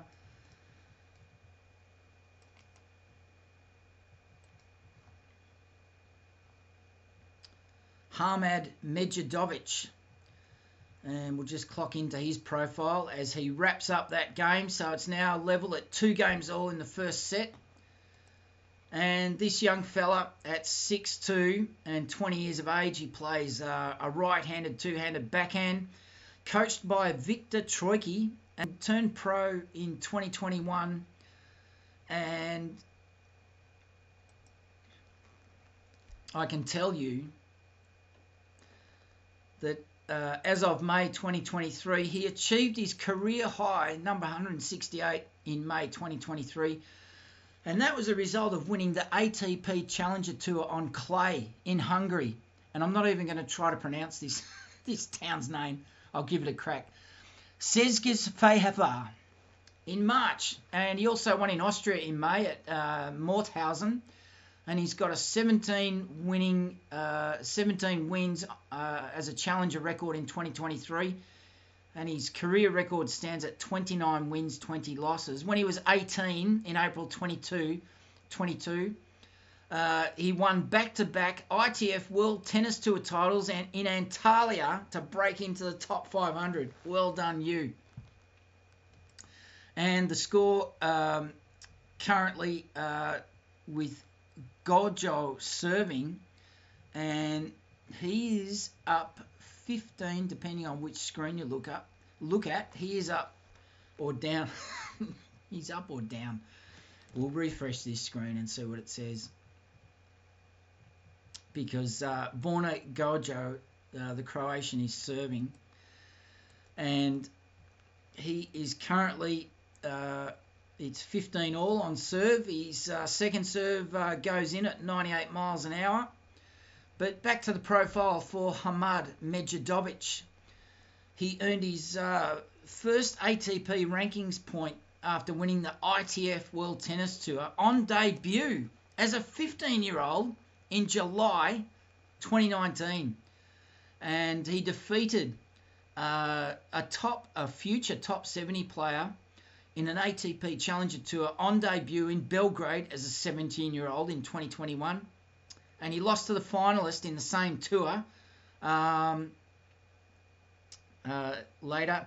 And the final point, competing in Berlin and New Delhi, he achieved his career high number 9 in junior rankings after winning the titles without dropping a set at the 2019 Berlin Grade 1 tournament and the 2019 New Delhi Grade 2 tournament. So this kid has a bit of chops about him, as the Croatian is now leading 40-15 in the 5th game of the first set, and on serve the 8th seed, looking to wrap up this 5th game.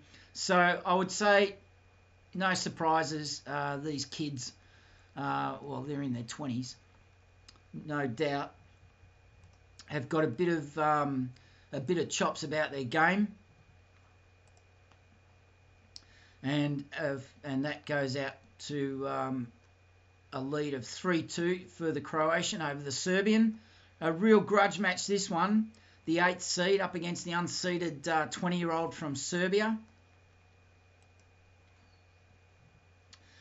So, change of ends, and MEDJEDOVIC about to take the court. He's trailing 2-3. So let's just go back to the profile of Borna GOJO as he waits to receive the serve from his Serbian opponent. And let's just check into his Grand Slam achievements this year. We'll do the Grand Slams first. And so at Wimbledon this year, in the first round, Borna GOJO lost to the German Maximilian Monteiro. The scoreline, he went down in 4 sets, 5-7, 7-6, 3-6, 4-6. So not a bad effort there, but he would have rather won, of course. And then at Roland Garros in 2023, got as far as second round qualifying. So I'm just going to double check this. Yeah, that Wimbledon, that was in the main draw, but at Roland Garros didn't get past qualifying, which makes me think that which makes me wonder why the US Open site is reporting that he got into the main draw at Wimbledon anyway. So we're going off the ATP site here. And he got as far as the second round of qualifying before losing to Alejandro Tabilo. And that would be a South American player. I don't recognise the flag. It could be Ecuador or Peru. But he lost in straight sets. But would you believe, straight sets, tiebreakers? Wouldn't that just burn you up inside? Borna GOJO losing to the South American, the second round qualifying at Roland Garros. He lost 6-7, 6-7. That is that is hard yards. We're going to stick with this live match with these chaps until the end of the first set, and then we'll swap over to another live match if there's still any going. It is currently around about approaching 8 p.m. at night in New York, and it still has not changed up or down since our coverage started today a couple of hours ago. It is a very sunny 25 degrees in Flushing Meadows. I'll just see if I can tell you what the humidity is. It's 24. There you go. It's just changed. And it is... there's no humidity on this weather report, but that's all right. So 24 degrees in Flushing Meadows, New York, and currently it is 3 games apiece in the first set. Borna GOJO is trailing Love 15 in the 7th game of the first set. This first set been going around about 22 minutes. A fierce old pace on the serve of these guys. They're both serving at around about between 115 and just under 130 miles an hour, these guys. Let's see how the stats are stacking up through the first 6 games.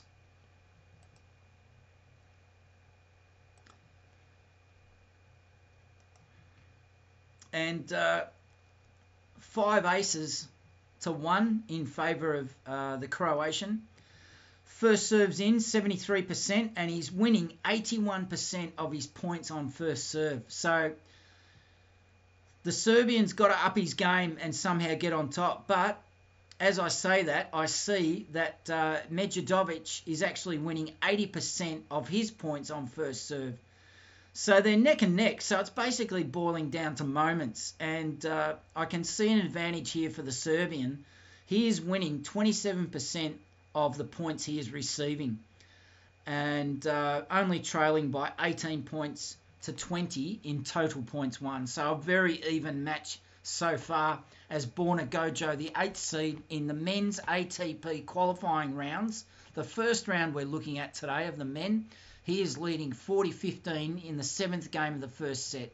So it's pretty evenly poised, and just as I update the score, he wins that game, now leading 4-3, and you'd have to forecast a tie-break at this stage. So we'll go back to the profile of Hamad MEDJEDOVIC and just see how he fared in the Grand Slams this year. I know that he did make the French Open.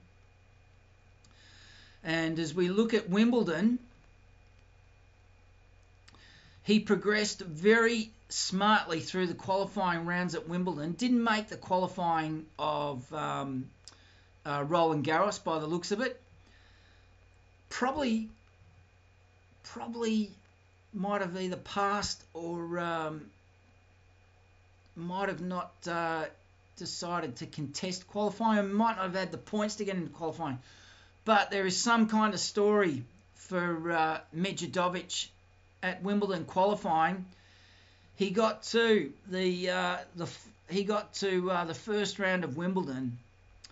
He won all 3 qualifying matches that he played at Wimbledon. In the first round, he won against the Mexican Pedro Martinez, the Spaniard, I beg your pardon, Pedro Martinez, winning 6-love, 6-1. His next opponent was Ricardas Berankis. That match went 3 rounds, 7-6, 6-7, 6-4, and he was up against the home favourite, and that one, the Poms were unable to get, the crowd was unable to get their man over the line. Billy Harris ranked 348 in the world.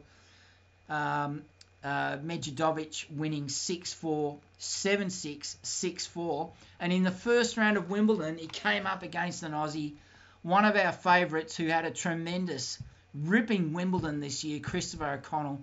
And he won his first round match, he's ranking 73 on that particular day. Christopher O'Connell defeating Hamad MEDJEDOVIC 5-7, 4-6, 6-4, 4-6. So he would have been pleased, the young fella, the 20-year-old from Serbia, as we'll go back and check the live score here for these blokes in the first set. It's incredibly even so far. And apologies for the delay. I'm not daydreaming or making a cup of tea. It's I've realised I've got to refresh the websites that I'm checking and bringing you the scores from. Currently 4-3 in the first set. 25 minutes this match has been going on court 5 at Flushing Meadows in New York in this first round match between the 8th seed Borna GOJO and the unseeded Serbian Hamad MEDJEDOVIC. And this particular service game for the 8th seed, he is flying at 40 love in this 8th game, and this could be some crucial momentum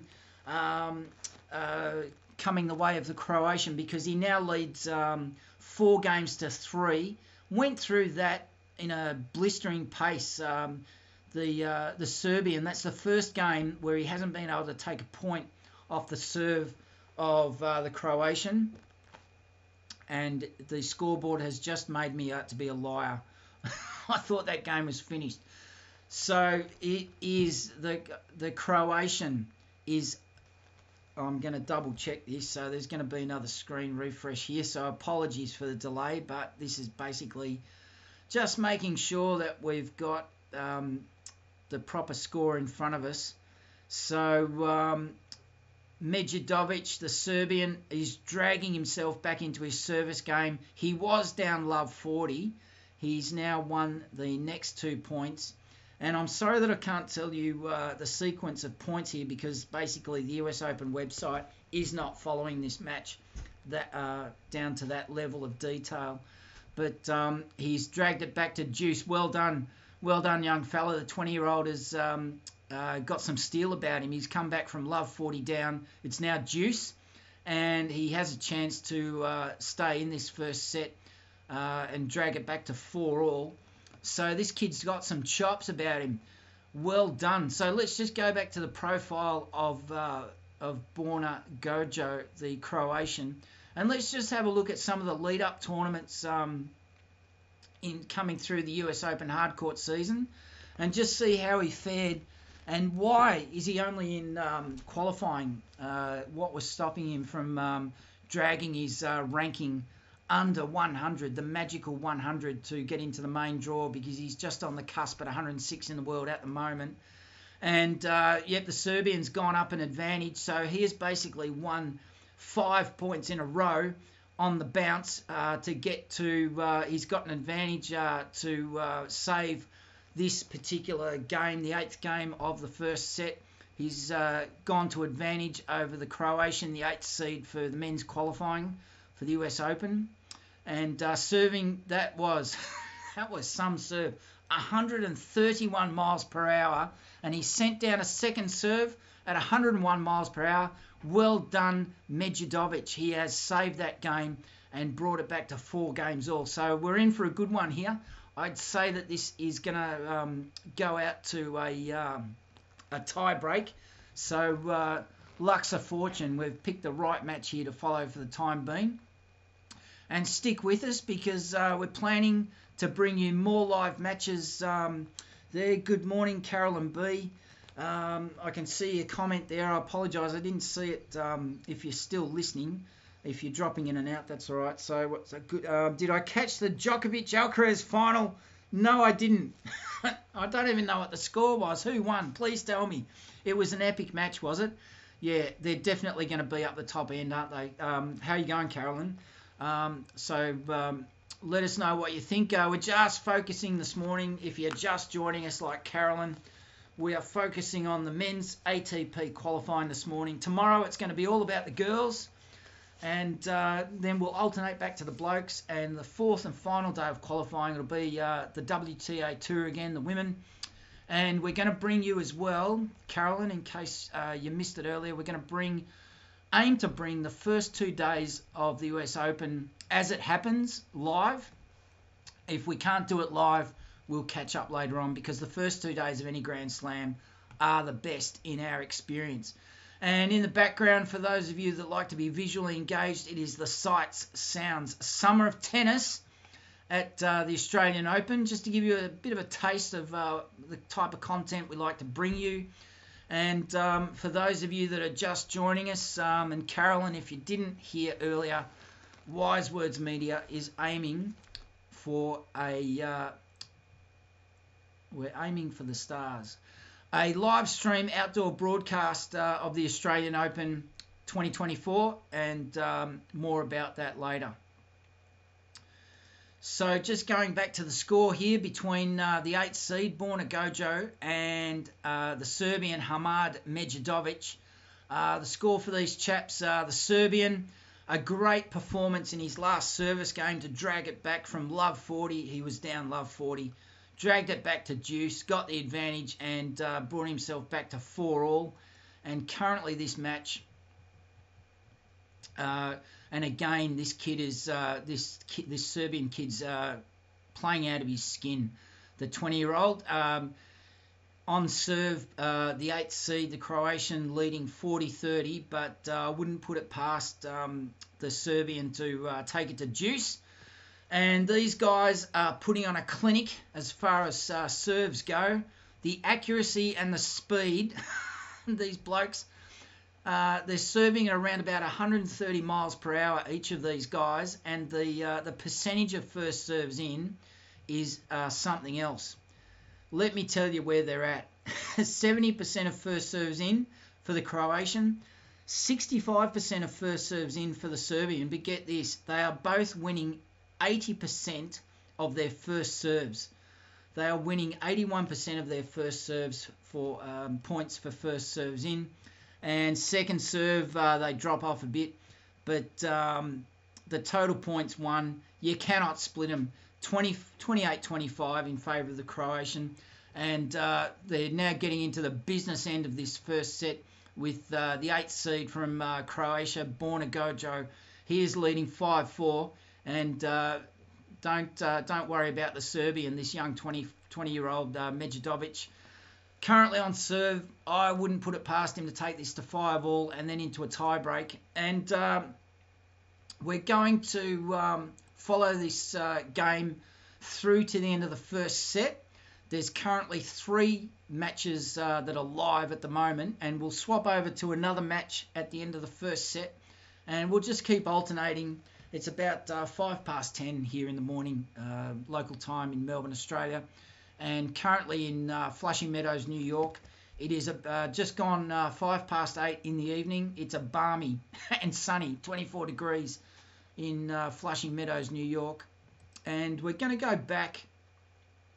We're going to go back to the profile of Borna GOJO. Just want to see how he's been going through while they're playing through the 11th game, through the 10th game of the first set, and I can see that MEDJEDOVIC has gone up 15 love, and we'll just go through the US hard court season results to see how each of these guys have been faring. So at the Stanford tournament, the Challenger Tour in Stanford, California, and this was in August, so it was just in the last few days.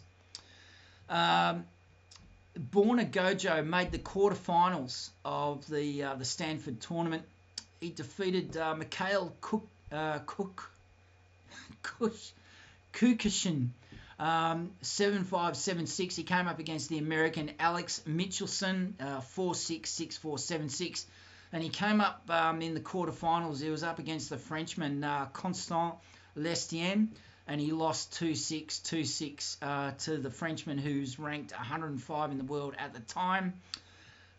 Previous to that was an ATP Masters 1000 tour in tournament in Toronto, Canada. And have a look at this. Lost in first round qualifying to the 86th ranked player in the world, Classy Tanasi Kokonakis. Borna GOJO went down 6-7, 6-4, 5-7. I'm just giggling because I love it when one of the Aussies pops up unexpectedly in the results. And just double checking the score for you all.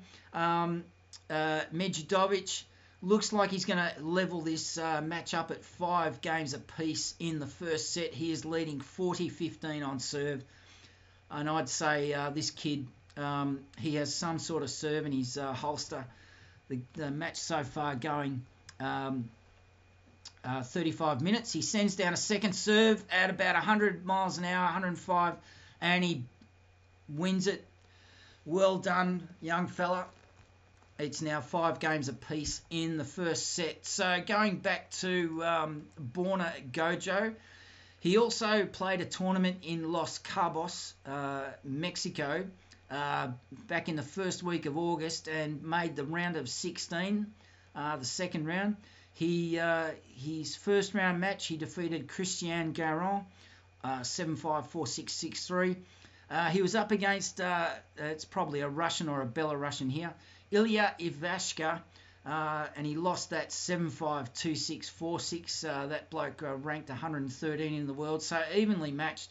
So he's only played the 3 leading tournaments through the US hard court season, Borna GOJO. So he's in reasonable form without setting the world on fire, which probably accounts for him currently sitting in contesting this first round qualifying match at the US Open. So in the background there, for those of you who are prefer to be visually engaged, we have just run through the Sights, Sounds, Summer of Tennis. So let's go over to the Shotmaker Showcase and let's just give you a sample of the type of content we like to bring you when we focus on particular players.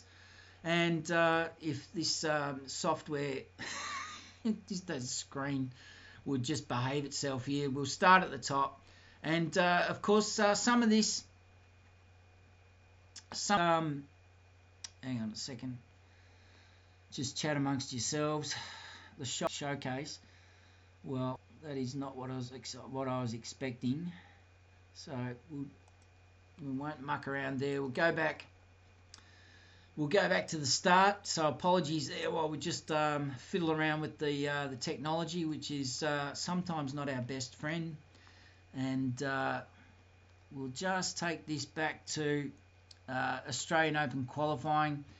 And this was the match between Catherine Aulier and Lisa Loeb, which is highly appropriate because Lisa Loeb, the American, why not focus on a couple of Americans here while we're on the US Open here, and it's defaulted back. Is going on. 1 second, please. All right, so this is as I just work out why this software is telling me porcupines. And we'll get this going. The site sounds Summer of Tennis at Melbourne Park over the last couple of years. And just to whet your appetite for what's coming up in 2024 next January.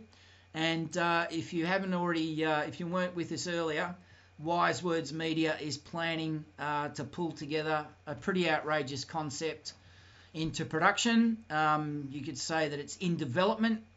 So nothing is confirmed yet, but it's our intention to pull off a live stream outdoor broadcast covering the Australian Open in January 2024. But meanwhile, as they say in the classics, back to the tennis.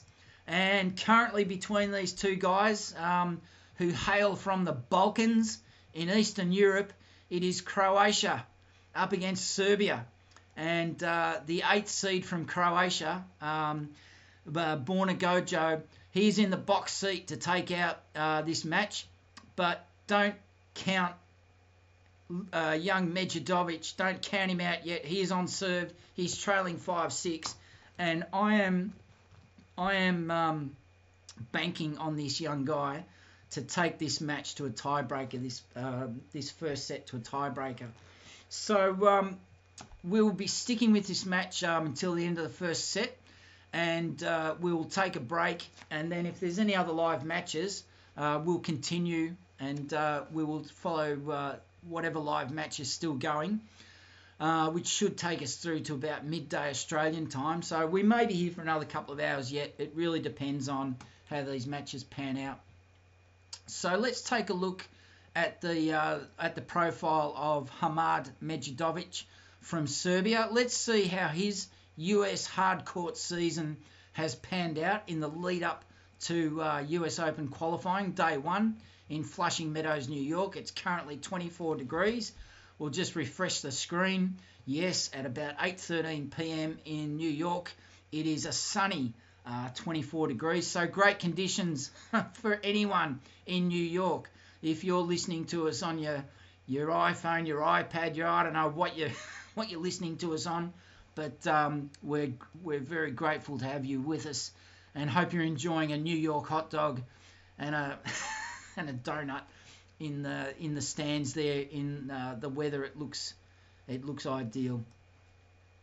And I'm just checking the screen there as it rolls into some empty deck chairs looking out. I don't know why you would set up the deck chairs with their back to the play. If you're looking at the screen at the moment, you'll see those chairs set up looking at a live screen, but that live screen is set up backing onto the Jolimont Railway Yards in Melbourne, and that is looking opposite to the behind those deck chairs is Margaret Court Arena and also Rod Laver Arena. So I don't know why they'd set them up like that, but you can see the sunshine in Melbourne is glorious during January. So let's just check to see where the score is with these two blokes. The 8th seed up against the unseeded young Serbian, the 20-year-old from Serbia.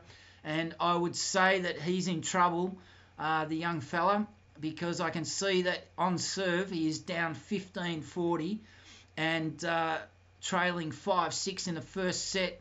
So we'll stick with this and stop yabbering on for a moment, because it might be all over here for the first set between Borna GOJO, the 8th seeded Croatian, and Hamad MEDJEDOVIC, who is on serve, second serve at 93 miles per hour. I don't like the looks of this. This match has been going nearly 45 minutes. He's won that point. Well done, you, on his second serve. So he's trailing 30-40 and 5-6 in the first set on serve. And he's not, he's not trailing by too much, the Serbian. The total points won is 36-32 in favour of the Croatian. So he's putting in a great effort. He's served 4 aces to 5 and currently on serve 30-40. I think he might be on his second serve here to try and take it back to deuce. That first serve goes in at 125 miles per hour and he's lost it. Oh, that's bad luck. So the very last service point of his very last game in the first set, the Serbian Hamad MEDJEDOVIC loses the first set to the 8th-seeded Croatian Borna GOJO, takes out the first set, 7-5, and that's where we're going to leave it with these chaps. Don't go away. We're going to take a short break, and when we come back, we're going to find another live match. There's 3 live matches going in New York at the moment, and we want to give you as much dynamic content as possible. That's what we specialise in at this Australian Open Life. We like bringing you content with a difference. We tell stories, and our story is tennis. Don't go away. We'll be right back.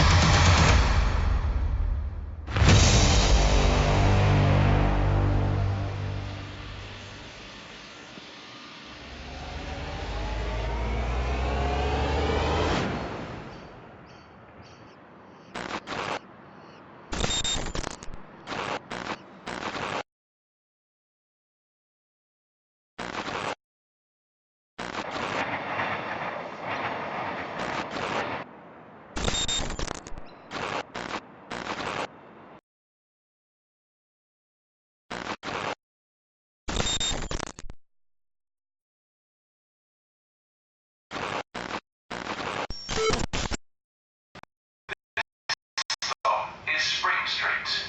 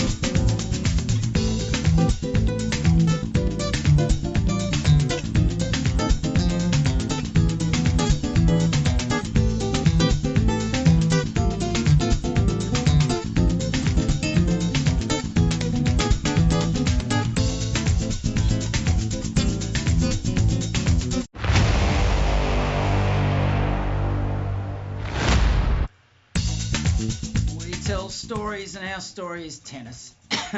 G'day, welcome back to this Australian Open Life, and we are dedicating coverage to the US Open over the next 4 days, qualifying First round qualifying kicked off early this morning, Melbourne time, to 1 o'clock this morning, and it's still going.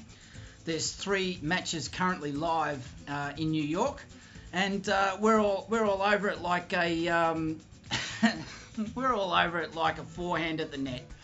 So thanks for joining us, and let's just now clock back into how things are going at Flushing Meadows.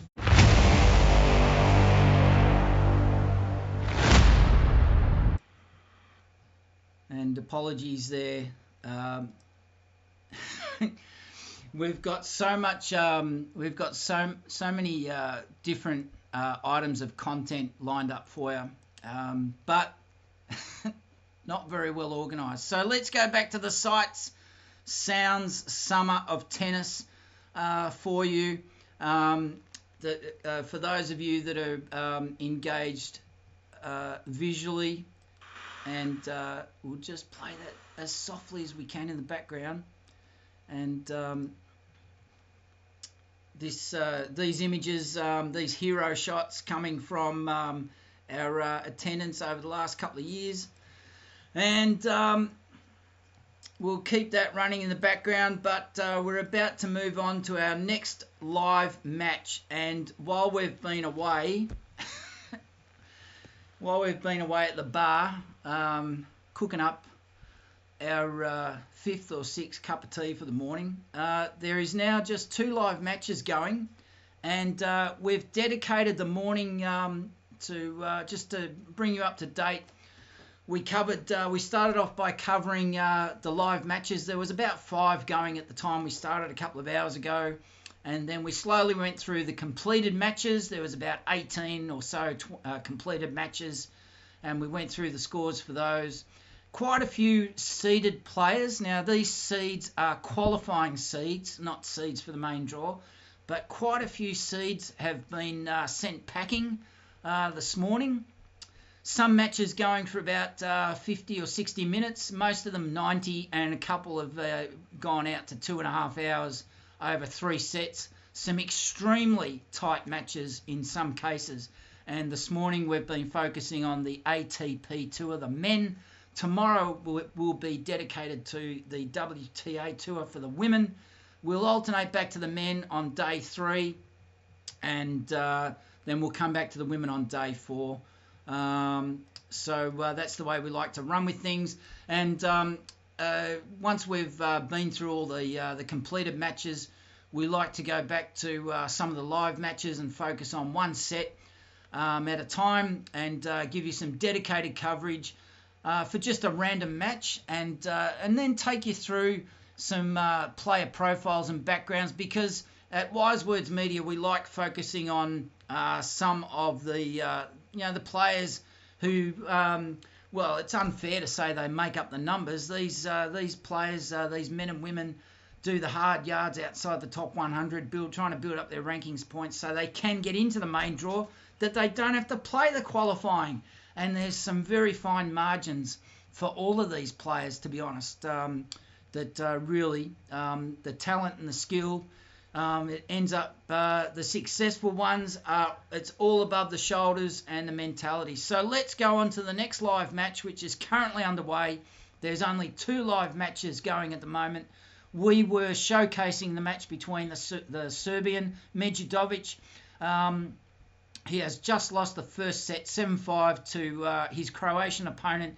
It is a firecracker match between these Balkan players. The 8th seed, Borna GOJO, leading 1-0 in the second set, and MEDJEDOVIC is trying to hang on to his serve at deuce in his first game of the second set. So let's have a look at the match that is currently underway on court 9 between the Brazilian Monteiro. He's the 14th seed, and he's up against the Frenchman Mpetshi Perricard, and that match is 7-6 in the first set, going the way of the Brazilian at 13 points to 11, and the second set was not yet won, but the Frenchman is leading 6 games to 5, and he's up He's actually down.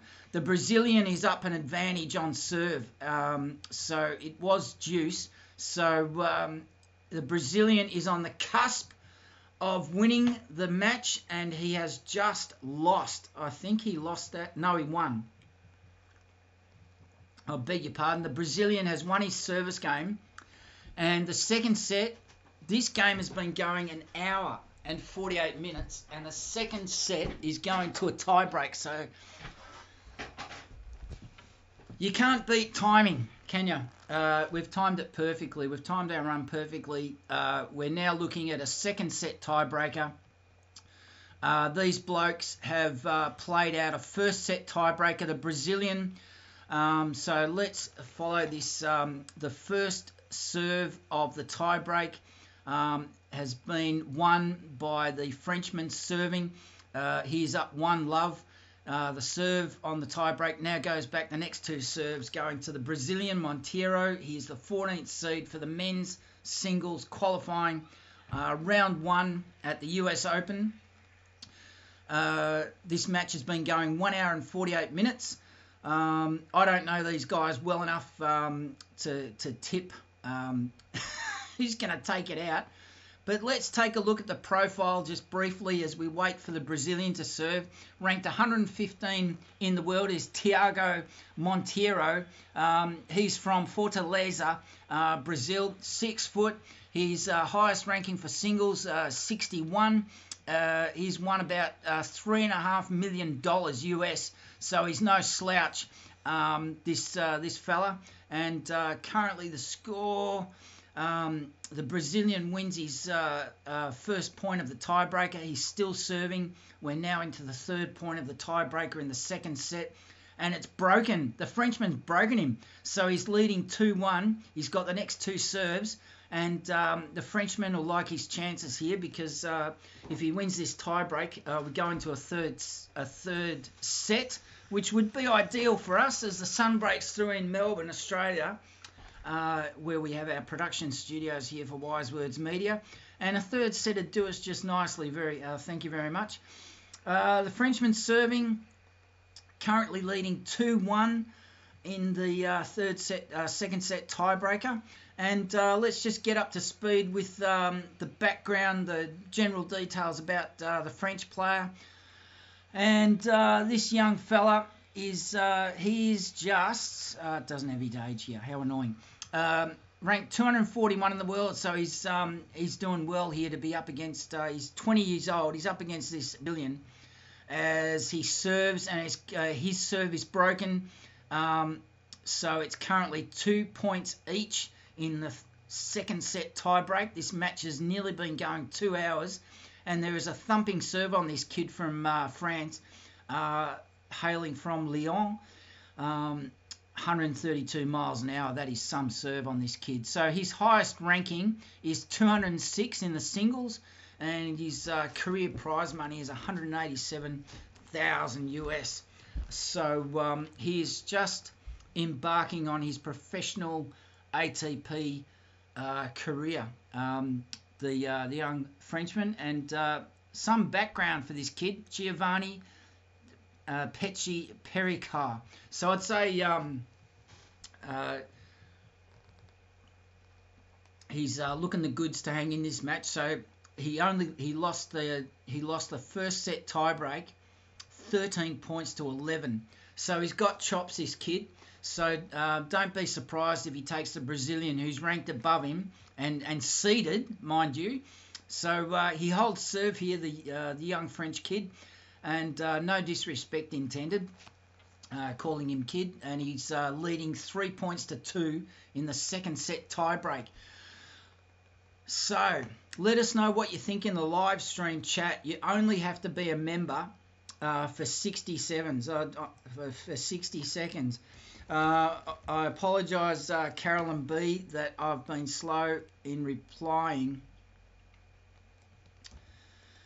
as just apologies for lagging replies.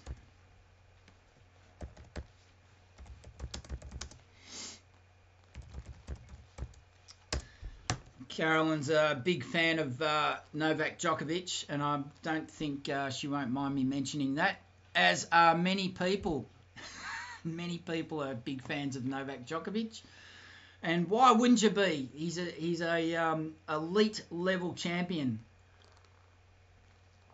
and to nudge the record's achieved by the retired Roger Federer and our Spanish mate, and I can't believe his name escapes me. That's hopeless. So let's just see where this tie break is in the second set. Currently 3 points all. This is neck and neck. So the young Frenchman will like his chances because he has just broken this. He's just stolen a point back off the Brazilian. So he's got the chops, this young fella, leading 4 points to 3 in the second set tiebreak. He's got 2 serves ahead of him, and if he wins the next 2, he takes out the second set, and we'll all be sitting here for another hour or so watching a third set play out. So let's not get ahead of ourselves. Let us know in the chat what you think, and is there any players that you would like us to take a deep dive, take a look at tomorrow in the WTA Day 2 of qualifying for the US Open? Let us know. Have a look at the schedule. In fact, I'm going to pop the link in the chat to give you a heads up. US Open schedule, and take a look ahead yourselves. And if there's any players there that you would like us to look at, please let us know. And we can do a bit of research for you as we go along tomorrow. So the young Frenchman currently leading 5 points to 4. So these two players are dropping a point each during their 2 serves during this second set tiebreak. So we're back on serve with the Brazilian Monteiro. He is the 14th seed, currently leading 1 set to love, 6 games all in the second set, and the Brazilian is down 4 points to 5 in the second set tiebreak, and he's just come back to even it out. So he's won that point, serving at 108 miles per hour, and it's now 5 points all in the second set tiebreak. But he's got one serve to go, and then it goes back to the Frenchman. So the Brazilian will be wanting to win 2 consecutive points in a row, and then try and break the serve of the 20-year-old Frenchman, Perricard. And apologies for the woeful pronunciation of these guys' names. And just waiting for this serve to play out. It's served at 114 miles per hour, so he's taken a tiny bit off it. That would no doubt be the first serve. This match now at 1 hour 55 minutes. And the second serve he's he's served at 75 miles per hour, and he's lost that point. So the Frenchman now serving for the match, leading 6 points to 5. If he can just win this point, he takes out the second set. So it's 6 games all. Frenchman leading 6-5, and I'm gonna call it here and say he's going to win this second set. And if he does, it'll be a heck of an achievement. Losing a tight first set, 13 points to 11, the first set tiebreaker. And now he's come back. He's leading 6-5. He's on serve. He's got 2 serves ahead of him to wrap up this second set and even level the match. And he's done it. Nice work. So it looks like we're going to be here for another hour or so. This is one of the matches that you hope to come across, especially in qualifying, with 2 players going hammer and tongs. And it's a classic case of the youngster up against the old pro, the unseeded French player, Giovanni Mpetshi Perricard, 241 his ranking, up against Monteiro, who has been in the top 100 before. He's been as high as 61. He is 29 years old, and he has got a job in front of him to be running around the court chasing a 20-year-old. I'm sure I'm sure he wishes that he'd broken into the main draw this year.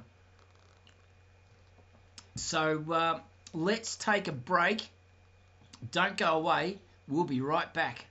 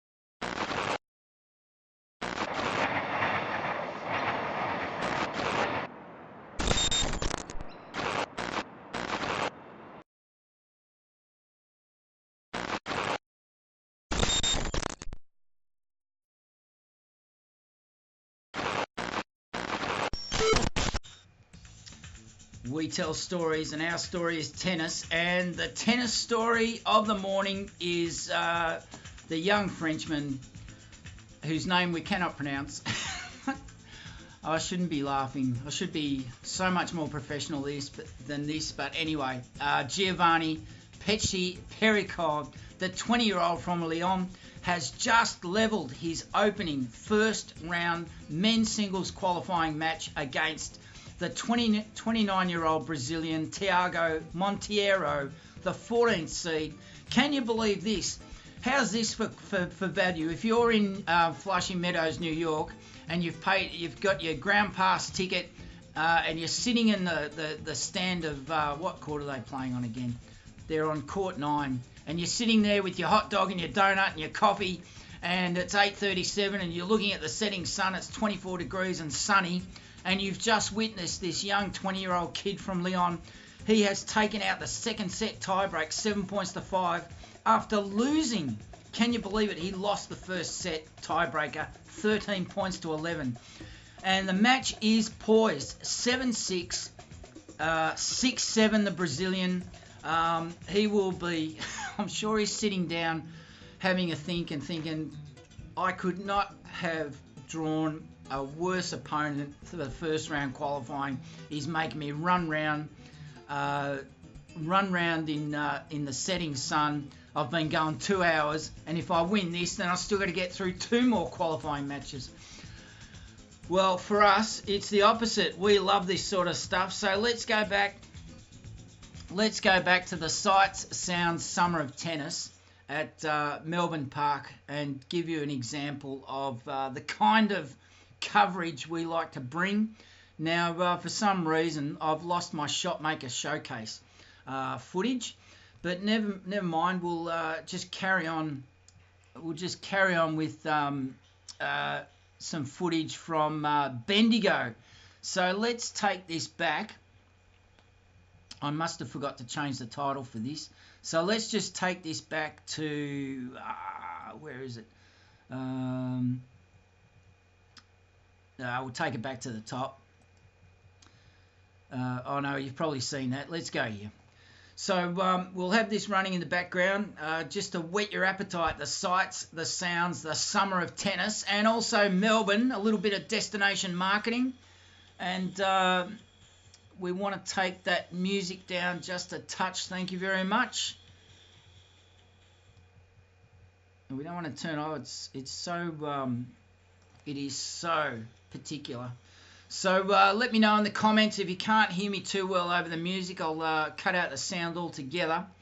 But we're currently tracking the match live as it's unfolding on court 9 in New York between the 14th seed Thiago Monteiro of Brazil and his young opponent, the 20-year-old from Lyon, France, Giovanni Mpetshi Perricard.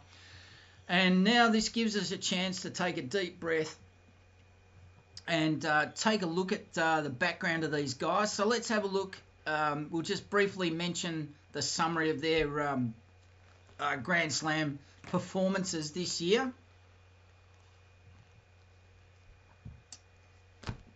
Excuse me while my cup of tea just goes completely down the wrong windpipe. But in 2023, Thiago Monteiro has he's been at all 4 Grand Slams this year, but he's lost in the first round of each Grand Slam in Melbourne, Paris, London, and now he finds himself in qualifying in New York. So he won't be too fussed. Now I can hear some I can hear my voice in the background, so I'm gonna switch this off. So I'd like to keep that sound on there to keep it interesting, but we don't want to going on at the same time. So yeah, I don't think Thiago Monteiro will be too thrilled to find himself in qualifying, but it's such fine margins at the elite level that his ranking is just it's a respectable 106 in the world, but that is not good enough to get you into the main draw of a Grand Slam. Now, it's at the other end of the scales for this young fella from Lyon, France. He played at his home slam this year, didn't play in Australia, didn't play at Wimbledon, and had a first round exit at the French Open. So just checking the live stream. If there's any issues there, please let me know. I'm not looking at the chat continuously, so apologies if I miss your comments. I've dropped in the link there for anyone who's interested for the US Open.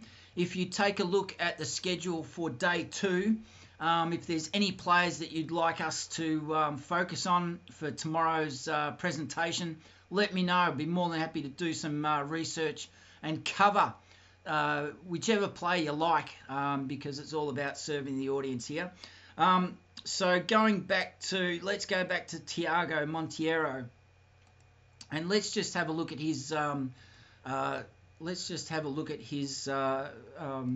US Open hardcourt lead up, and let's just see. There will be an interesting story behind why he failed to get into the main draw. And let's have a look at the last couple of tournaments. Let's have a look at his bio, actually. He's probably the go, as we just checked the live score, and the 14th seed from Brazil has just taken out the first game of the third set, and it's now on serve with the Frenchman, who is up 15-love. And the match has just ticked over the 2-hour mark, so it's going to be a test of experience versus endurance and enthusiasm. Those two players, the 20-year-old up against the 29-year-old. So Thiago Monteiro, he is a former world number 2 junior, and he achieved his career high number 61 in October 2022. His win-loss rate in 2022 at challenger level was 18-6, and he took out titles in Salzburg, Austria, I've been there, and Genoa, Italy. He defeated the number 9 Wilfried Songa in an ATP Tour debut in 2016 in Rio de Janeiro. He was a 338th ranked wildcard, and it's still the biggest win of his. How would you like to have the scalp of Wilfried Songa in your pocket on debut at your home tournament in Brazil? Well done. Thiago Monteiro, he also beat a Frenchman to advance to the first ATP Tour semi-final of his career. That was Gael Monfils. My goodness, in 2018 in Quito, I think that's Mexico, and he ended a 7-match losing streak in all Grand Slams, and he reached his first Grand Slam third round in 2020 at Roland Garros. Well, that would have put a smile on his face. We all know what happened in 2020.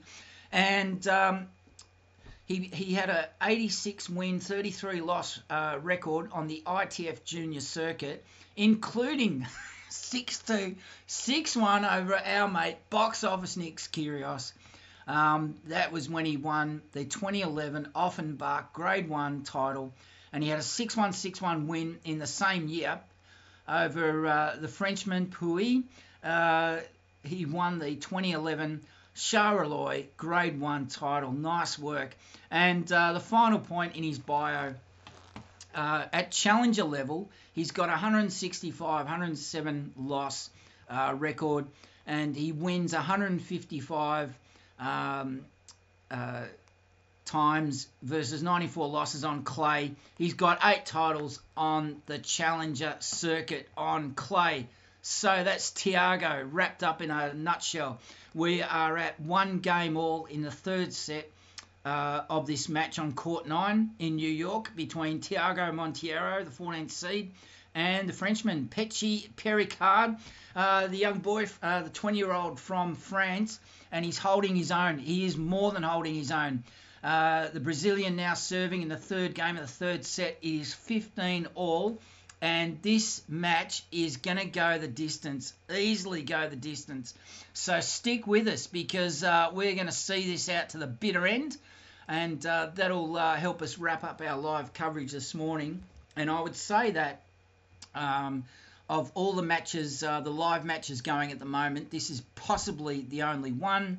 And we'll just double check. Yep, no, there's still the match between the Croatian and the Serbian still going, and it looks like Borna, GOJO, is going to win that match. He's just won on serve. He leads 5-2 in the second set, and currently is 15 all in the third game of the third set. Just gone 30-15, the Brazilian winning that point, serving his second serve at 90 miles an hour. So let's take a look at the young fella from Lyon and see how his recent form has been going, as I just click his profile, and then we'll go into his career profile and bring that up, and we'll take a look.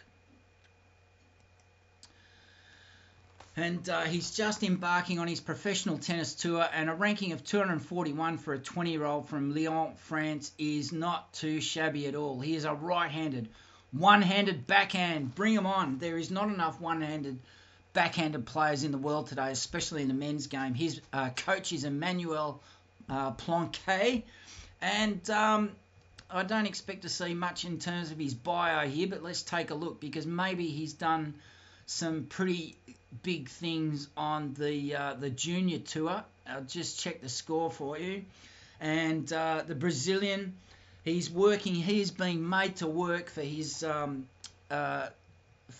He's being made to work on serve here. He is leading 40-30 in the third game of the third set, and it is not. It's not easy for him. I'll bet he's gnashing his teeth every time he steps up to the service line.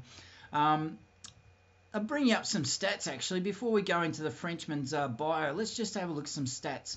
Have a listen to this. 19 aces to 8 in favour of the 20-year-old from Lyon. And the percentage of first serves in, 73% to 66% in favour of the Frenchman. He is winning 91% of his first serves in play. 91% of his first serves in play, he is winning that point. That is outrageous. But he's only winning 50% of his second serves. So, total points won, you cannot split them. At this point, after 3 sets, a set each, they have both won 89 points each. So if that's not value for money in Flushing Meadows, New York at 8:49 p.m. in New York, I don't know what is. No wonder this kid is doing the business. So let's take a look at his bio, and this is up till May, so it might be a bit out of date. But Giovanni Mpetshi Perricard, he is a he qualified in April. He qualified back-to-back at challenger level in Mexico at the San Luis Potosi. He got to a quarterfinal, and he won his first title in Lyon. And his ranking went from 330 in April to a career high 229, and of course, as we know, he's currently 241. He got to his first Challenger semi-final at the 2022. I'm sorry, I've just been distracted by a car backing into my garden, which is never fun to watch. Okay, crisis averted. He won his first Challenger semi-final at the 2022 Liberec tournament in Czechoslovakia, or Czech Republic as they like to call themselves these days, and he followed that up with a quarter-final appearance in Peru at a Lima Challenger 2 level tournament. He's got one hard-court title, of course, from Lyon, and at ATP Challenger Tour level, he's got a 16-13 career record, 8-5 this season, an overall career of 35 wins, 32 losses on the ITF World Tennis Tour. So he is on his way, this kid, I would say, and he's got some sort of serve on him. So he's currently trailing 1-2 in the third and deciding set of this men's qualifying singles first round match. But on serving at 132 miles per hour, he is leading the 14th seed, Thiago Monteiro. He's leading 40 love, this young chap. So I would bet on him winning this game and getting level. And if you're just joining us, don't be afraid to join the conversation, and especially don't be afraid to subscribe, because it will only cost you 60 seconds to wait. Join the conversation. Let us know what your thoughts are about the US Open. Do you think it'll be Djokovic and Alcaraz doing their thing, or do you think there's some surprises in store? And tell us what you think about the current crop of US men's players while we're focusing on the men this morning. For me, the American men making a bit of an impression this year, and if we could just see Taylor Fritz, the likes of Taylor Fritz getting through to the semi-finals or the final, setting the example and leading the young blokes in the ranks up into the second week, the tight end of the tournament. That would be all the better for all of us, including let's make it interesting, please. I don't mind if Novak goes out in the first week. I don't mind that at all. So the current score between these two guys, and I'm tipping that this match between the Croatian and the Serbian is all over. And we'll just check this to make sure. No, it's still going. So MEDJEDOVIC is hanging on for dear life, trailing 3-5 and serving 30 love in the 9th game of the second set. But I think the Croatian will take that out. And the score currently between Monteiro and Mpetshi Perricard is the Brazilian leading 15 love at 2-all in the third set, and serving his second serve going in at 91 miles an hour. And the match has been going 2 hours and 16 minutes. And this Australian Open life, we've been going nearly 3 hours. So that might account for the croaky voice. Don't go away. We'll be right back.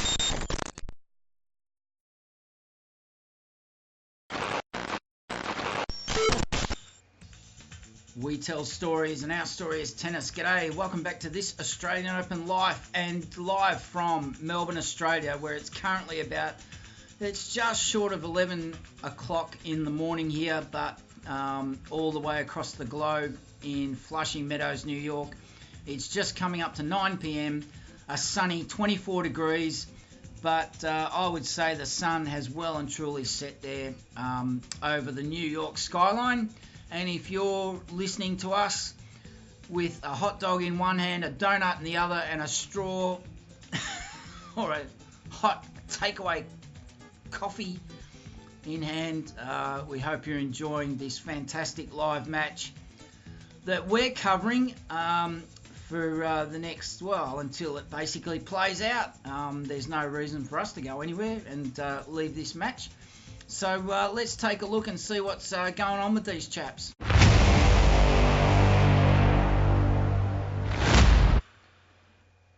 And let's just set the mood here with the sights, sounds, summer of tennis, with some footage from previous qualifying at the Australian Open over the last couple of years, and just whetting your appetite for what's up ahead next January 2024. And let's go back to this match and bring you up to date with the score between these two chaps. We have the 14th seed, Thiago Monteiro from Brazil. He is up against Giovanni Mpetshi Perricard. He's the youngster, 20-year-old from Lyon in France. And he's given the Brazilian, the 29-year-old, a run for his money. He has given back with interest after losing the first set 7-6, 13 points to 11. Would you believe, in the first set tiebreaker? He is giving back with interest that he won the second set tiebreaker 7-6, 7 points to 5, if you don't mind. And currently, as things stand, the Brazilian is just got his nose in front, winning the fifth game of the third set, leading 3-2, and it's now on serve with the young Frenchman. We're just waiting for him to open up the serve there. The match has been going as his first serve is 105 miles per hour, and he wins that point. He's up 15-love. Well done, young fella. And this match is bound to be the longest of day one. Currently 2 hours 20 minutes. There's been a couple of matches around the 2 hour 30-minute mark, but I would say this match is bang on going the 2 hour 50 mark possibly. And you'd have to say that these two guys are trading a lot of long rallies and no doubt running each other around. But the surprising thing is the French player, get this, 21 aces to 8. He is leading the Brazilian. That is just incredible. And the accuracy of these guys, there has only been 7 double faults served between the two players over 2.5 hours. Can you believe it? And what I can't believe here is the ease with which the Frenchman is getting through this game. He's up 40-love and he's won it. He has spanked that last serve down. He has won to love in that game and drawn level, keeping pace at 3 games all. And if I was the Brazilian, I'd be worried. I'd be worried. If I was 29 and running around my first round qualifying match in the first week of the US Open qualifying singles, I'd be worried. As this kid is keeping pace with you, Thiago, you've got your work cut out for you. So, unbelievably, I've not seen this before. If anyone can tell me in the chat whether you have seen stats from another ATP Tour level player who has better stats than this, I just can't believe what I'm seeing. It is. The Frenchman is winning 92% of points on his first serve. He is winning 92% of his points on first serve. And he has actually improved his winning percentage on first serve since I last checked. That's just outrageous. I have never seen a stat in the 90s for first serves won ever. He's not doing so great on his second serves, but like, who cares? He's won 60 of 65 points on his first serve. That's incredible. Now the other stat, which is telling, he is leading on receiving points won. That is something. So you can't split these guys. Last time we looked, they'd won 89 points each, but the Frenchman is keeping pace, but he's actually won total points won in his favour, 99 to 95, as the score in the we're in the 7th game of the 3rd set with the Brazilian on serve, and the Frenchman he's up 30-15 on the serve of the Brazilian. I'll tell you what, we're in for a cracker here. So let's just go back into the 2023 US Open Hardcourt season results for Thiago Monteiro. And let's just see how he came to be in this position, because if he had slightly better rankings points results, he wouldn't be in this situation, walking a tightrope of going out in the first round of qualifying on day one of the US Open qualifying. So let's have a look at his tournament results here. He's played quite a few tournaments since Wimbledon, 3 to be exact. So let's have a look in reverse order. Hamburg, he got to the round of 32 after getting through qualifying. He defeated Renzo Olivo, the Argentinian, 7-6. Oh, the Argentinian retired. That's no good. He then beat a Brazilian, Thiago Saboth Wild. That's a familiar name to us. We saw him pop up in qualifying for Wimbledon. Monteiro won that 4-6, 3-6. And he lost his round of 32 match in Hamburg, Germany, to Guido Pella, another Argentinian. He lost 3-6, 6-4, 4-6. In Bastard, Sweden, he defeated the German Daniel Elahi Galan 5-7, 6-4, 6-4, but he lost to Alexander Zverev. No shame there, but the scoreline not too flattering, 1-6, love 6. And the third tournament since Wimbledon, immediately after Wimbledon actually, was in Salzburg, Austria. He defeated the Ukrainian Alexei Kritik 6-3, 3-6, 7-6. He defeated the Argentinian Marco Trungelliti 4-6, 6-4, 6-3, but he lost his quarterfinal to Lucas Neumeier 4-6, 4-6. So, you know, nothing to worry about there. But oh boy, I bet he's currently the score. Where do we sit at the moment? The score is now the Brazilian has won his service game, leading 4-3. We're just waiting for the Frenchman, young Giovanni, just waiting for him to start serving in the 8th game of the 3rd set. The match is almost 2.5 hours old, and we'll now check out Giovanni's 2023 results and see how his performances have been through the US Open hardcourt season. And boy, he's given that a good bash.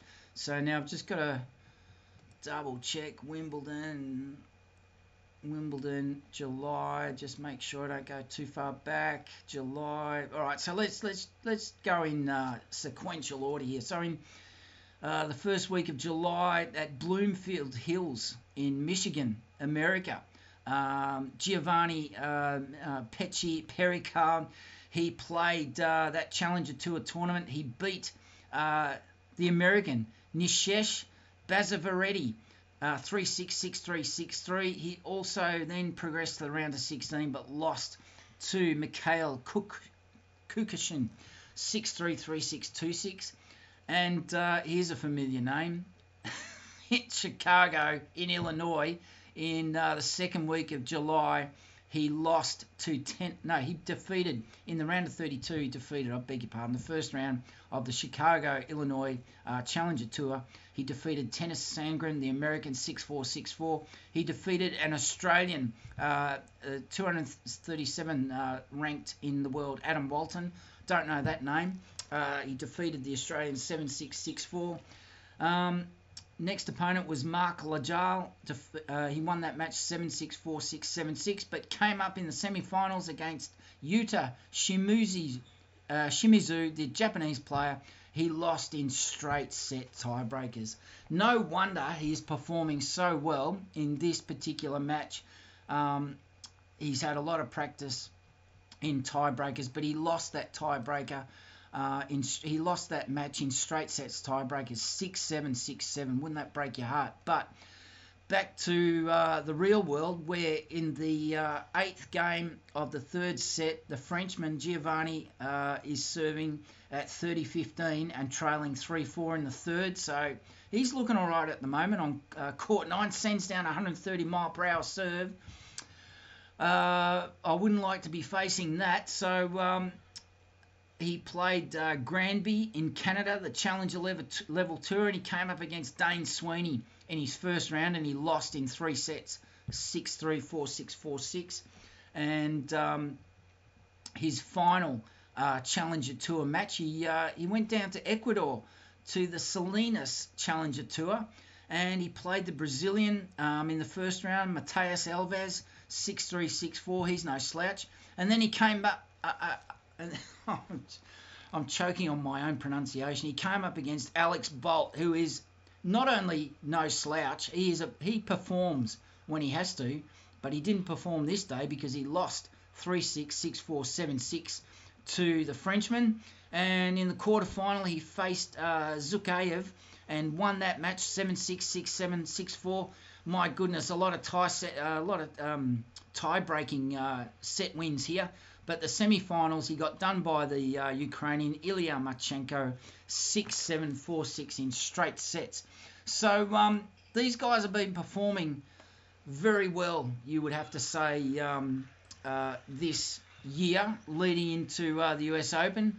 But the points they accumulated just couldn't get them over the line. Of course, for the Frenchman, he was coming from a long way back, having been at... he was at... around about 350 in the world when he came into around about May 2023. So we're at an interesting juncture here. These guys are trading blows. It is neck and neck. The Frenchman has just won the 8th game of the 3rd set. It is 4 games all, 1 set all, and it couldn't be any tighter. 2.5 hours into this match. So let's take a short break. Don't go away. We'll be right back. This stop is Spring Street.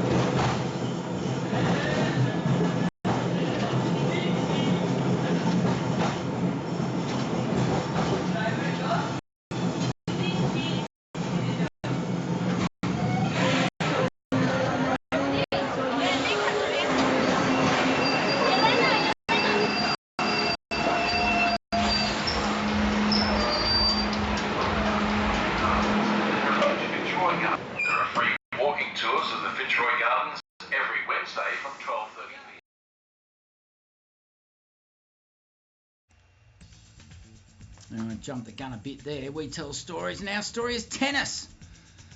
But another story that just recently wrapped up was the Melbourne International Film Festival, and the online streaming program began this week on Monday, which we'll be covering and looking back at the festival there. But at the moment, it's not about the movies. It's about the tennis.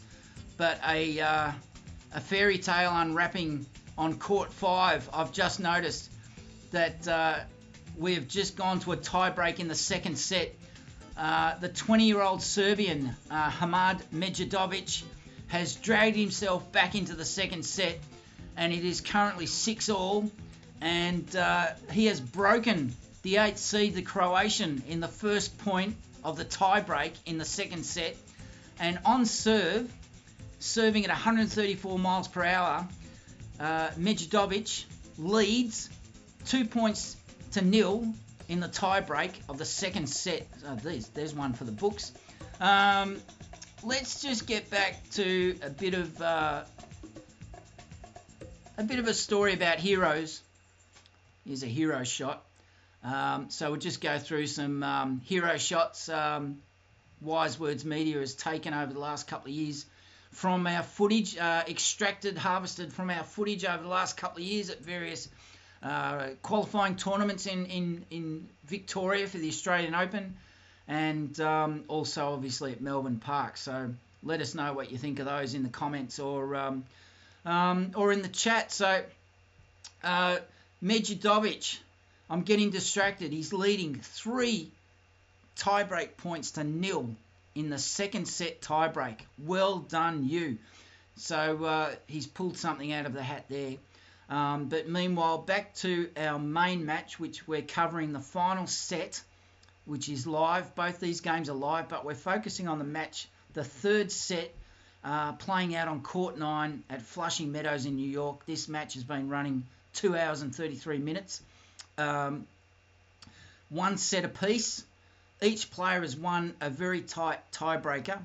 And in the third set, the 14th seed, Thiago Monteiro, leads 5-4, and currently stepping up to serve is Giovanni Mpetshi Perricard, the Frenchman, 20-year-old from Lyon in France, and he is playing the game of his life at the moment. I'll tell you what, I wouldn't like to be in the Brazilians' tennis shoes at the moment. To be honest, this kid, he just won't go away. He just will not go away. And good on him, to be honest, because it's great for all of us tennis fans watching on from the stands. If you're in New York listening to us on your iPhone, your iPad, I don't know what you're listening to us on, but don't spill your takeaway coffee or drop your donut or your hot dog if you're on Court 9 watching this match.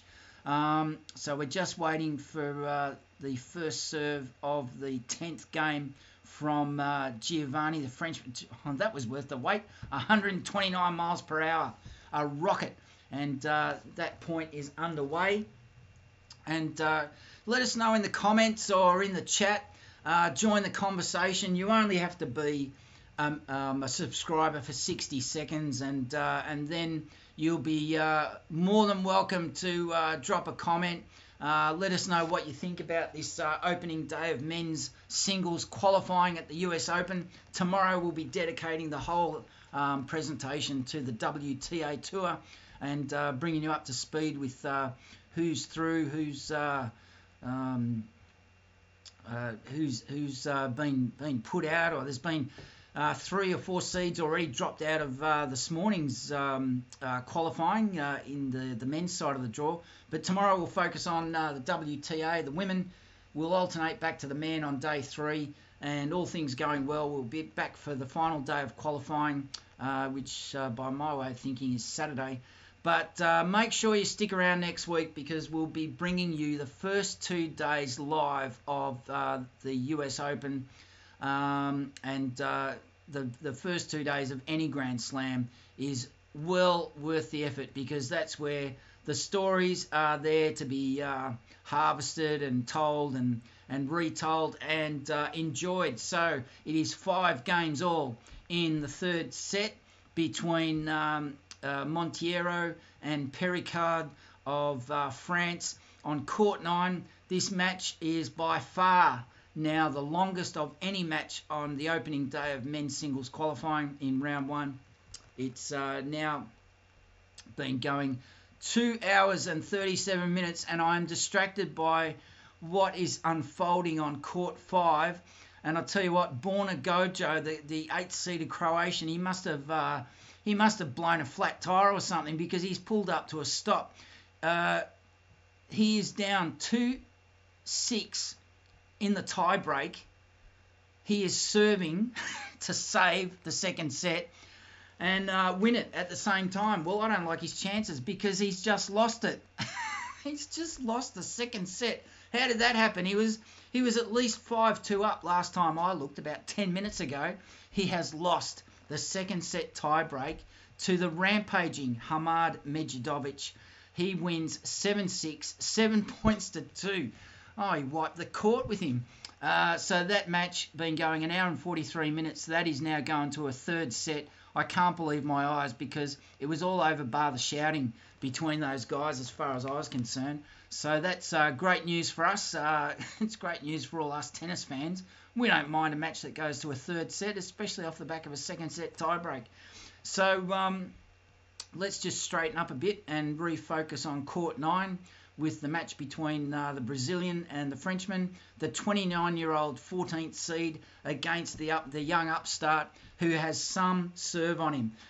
He has some serve on him, and I'll tell you what, he's got nerves of steel as well, because have a look at these stats. Let's just go over these again. It's gone up again.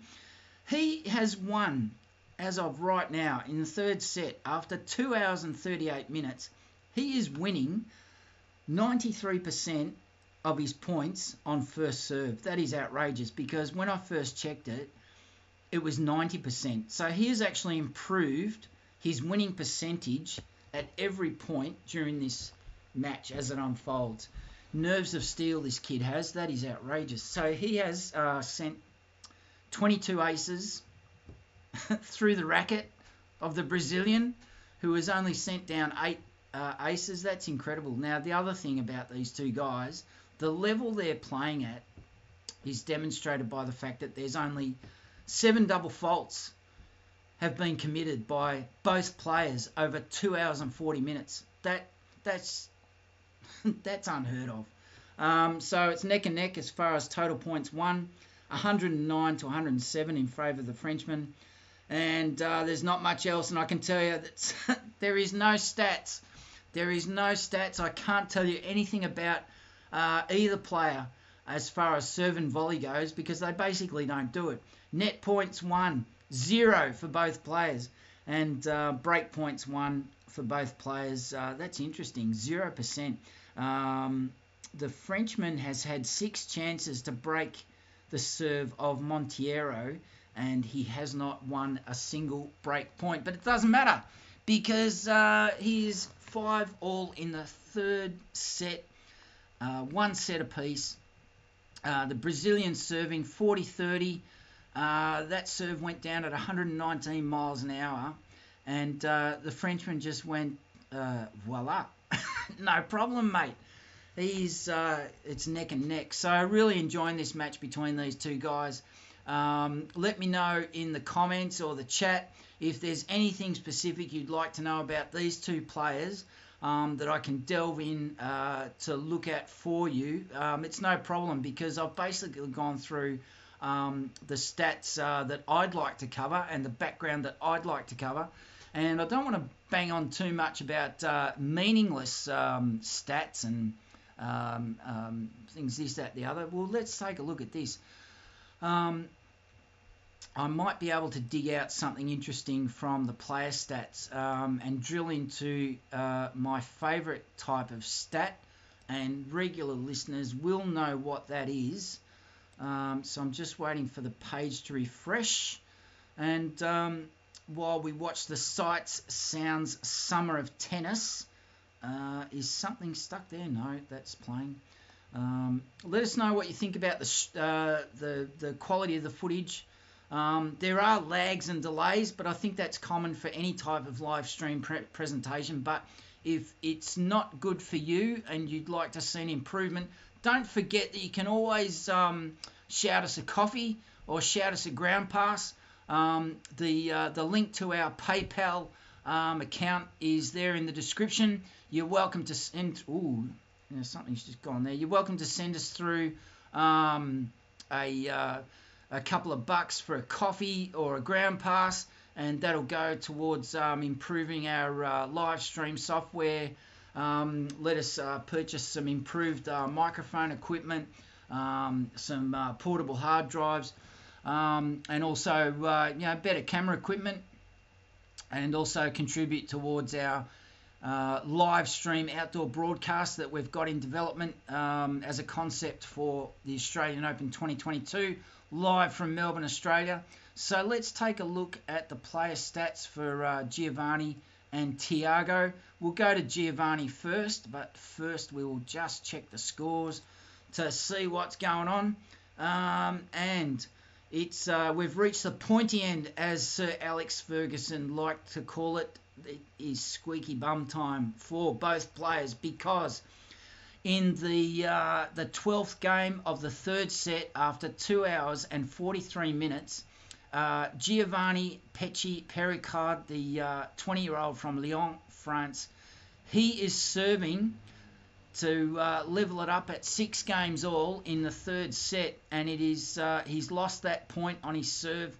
It is 15 all in the third set, the 12th game of the third set. Sorry, I'm just being distracted. There's a postie going past on his trail bike outside our production studios, which is never welcome. Even when he's got mail, I'd rather that guy just stayed out in the street, to be honest, instead of treating our production studios entrance like a dirt bike track at Rod Laver Arena.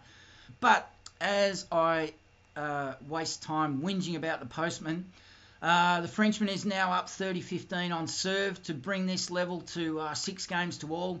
And wouldn't it be brilliant if we had 3 tie breaks in a row to decide this match? That's what I'm gunning for. So let us know what you think in the comments about the quality of the live stream, as the postie has decided to stop at every door outside our production studios. 40-15 to the Frenchman, and let's see, he serves at 102 miles per hour. This kid has nerves of steel, because he was down love 15 when this game started. Just wait, serves at 132 miles per hour, up 40-15. They're playing the point. Can he take it to 6 games all in the third set and take it to another tie break? This must be a long rally. He serves again, and he has drawn level. He had a second serve. He had a second serve at 107 miles per hour, and he has improved. He has kept pace with his stats. He's not winning too many points on second serve, but that was a second serve that counted, and he had to win that point. He was up 40-15, and even though he had the cushion of a point in his pocket, he just went for it. And he's drawn level at 6 games all after 2 hours and 45 minutes. These two guys, they must be absolutely stonkered. They must be. And they've gone straight into the tie break at 2 hours 46 minutes into this match. Monteiro serving on court 9, the first point of the third set in a row with a tie break. These guys are going like the clappers. And now the Frenchman has the next 2 serves. He is down love 1 in the third set tie break. Serves at 128 miles per hour. So he takes it down a notch, and he's won it. So it was either an ace or I can't tell you whether it was an unforced error, because unfortunately this match, the US Open, they're not actually plugging in the point-by-point play. And the second serve goes down. The Frenchman is up 2-1. in the third set tiebreaker. And the serve now goes back to Monteiro, the 14th seed in qualifying at the US Open men's singles. And this is the first round, don't forget. What a way to start for this Australian Open Life. Wise Words Media, really pleased to have your company and joining us for this pretty enthralling encounter, because we don't really plan too far ahead. We just take the pick of the crop of whatever's going at the time, and hope you're enjoying this. We've tried to bring you some interesting stats for these players. I'm going to go back to the player stats when this game wraps up, because sometimes the career stats for these players, as well as the current year, we'll see how that stacks up against the stats for this match. That'll be quite interesting. So we'll just focus for the moment how this third set tiebreak plays out. And the Brazilian sends down a excuse me. The Brazilian sends down a second serve at 105 miles per hour, and the Frenchman's won that point. He's up 3-1 in the third set tiebreaker. Another serve by the Brazilian at 111 miles per hour, 2 hours 48 minutes this match has been going. The point currently underway, and he's won it. Youthful exuberance is winning out over experience. The 20-year-old from Lyon in France is up 4-1 in the third set tiebreaker, and that is the biggest tiebreak lead that either player has had over 2 hours and 50 minutes. This match has been going on Court 9 in Flushing Meadows, New York, where it's currently 9:26 in the evening. It's a balmy 23 degrees, and it'll be coffee and donuts all around for this kid if he can pull it off, which I have a feeling he is up for the challenge. I've just lost the score.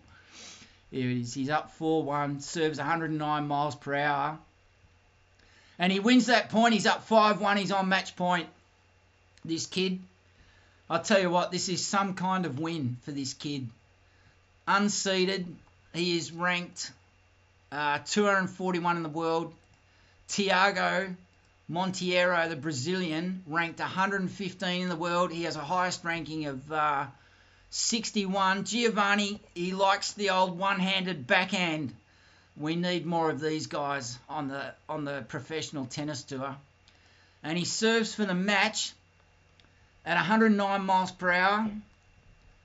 The match hitting the 2 hour 50 minute mark. I can see this kid winning. I would love to see this match live. In fact, you can watch this match live if you've got the coin to plug into ESPN online. You can watch every single match live streaming yourself. But we'd prefer to have your company. The second serve on this point, 102 miles per hour. Still 5-1 in the tiebreaker. And he loses that point. So that'll be, is that nerves, or did Monteiro outfox him? Did experience come into play? And he could have won the match on that serve, but now leads 5-2, and we go back to the Brazilian, has the next two serves to try and get back to 5-4. But I'll tell you what, he's got his work cut out for him. So let's see if the Brazilian can be cagey and experience. The serve goes down at 133 miles an hour. The French youthful French player, unseeded, loses that point, but still leading 5-3. And Monteiro has to win this point to keep this game alive. Has to win it, or otherwise it's all over. 3 tiebreakers in a row in the first round of men's singles qualifying at Flushing Meadows, New York. He's served 8 aces to the Frenchman's 23 aces. Serves at 133 miles per hour. The ball currently in play He serves the second time at 118 miles an hour. The ball currently in play. And he wins it. The Frenchman wins it 6-3. He is 6 points to 3 in the tiebreaker. He's got 2 serves under his belt. He just has to win 1 point. He has to win one of his 2 serves to kill this match and go through to the second round of qualifying at Flushing Meadows, New York. My money's on the Frenchman because I would think he's got the momentum. I think he's got the steel, the mentality in his game. He's had a lot of tiebreakers this year in a lot of challenger level tournaments, but crucially in matches that count at the tight end of the tournament. He serves at 99 miles per hour, one of his slowest serves. The ball's in play and he loses that point. He loses that serve. He's got 1 serve left to win the match on this point after 2 hours and 53 minutes. So it's a test of his mentality. I'm tipping he's going to do it. But if he doesn't win this point, and he's won the match. 7 points to 4. That should be a win. I'm just waiting for the official, the score to officially clock over. Now, why isn't that showing up as a win? Sorry if you're listening, and that's a bit of a it's a bit deflated. That's a bit of an anticlimax. Now the score is showing 7 points to 4 in the tiebreak, and it's showing the Brazilian to serve. Now I don't understand that. By my way of thinking, the match is over. Anyway, so it's showing the Brazilian serving. It's showing the Brazilian serving and winning. So it's 7 points to 5 in the tiebreak. 2 hours and 54 minutes. So if you know what's going on with this score, tell me what's going on. As far as I'm concerned, the match is over.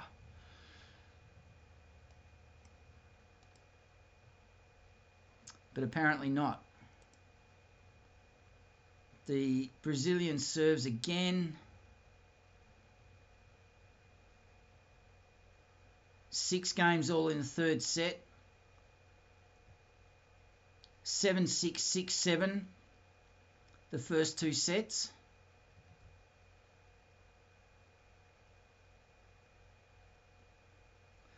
Well, that's an anticlimax, if ever I saw one. So I'll just refresh the screen again. And apologies, Wise Words Media doesn't have the broadcast rights for the footage, and we're just going off the live scoreboard. There's a lot of different websites. Let us do all the hard work for you. But if someone wants to take over the commentary, jump in. So the Brazilian wins that point, and the serve goes back to the Frenchman. It is 7 points to 6 in the tiebreaker. So I'm going to have to brush up on my tiebreaker. I'm going to have to brush up on my tiebreaker here.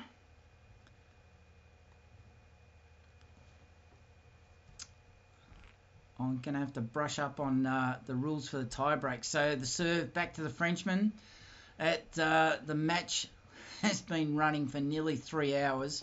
Our live broadcast today has been going 3.5 hours. 7 points to 6 in the third set tiebreaker.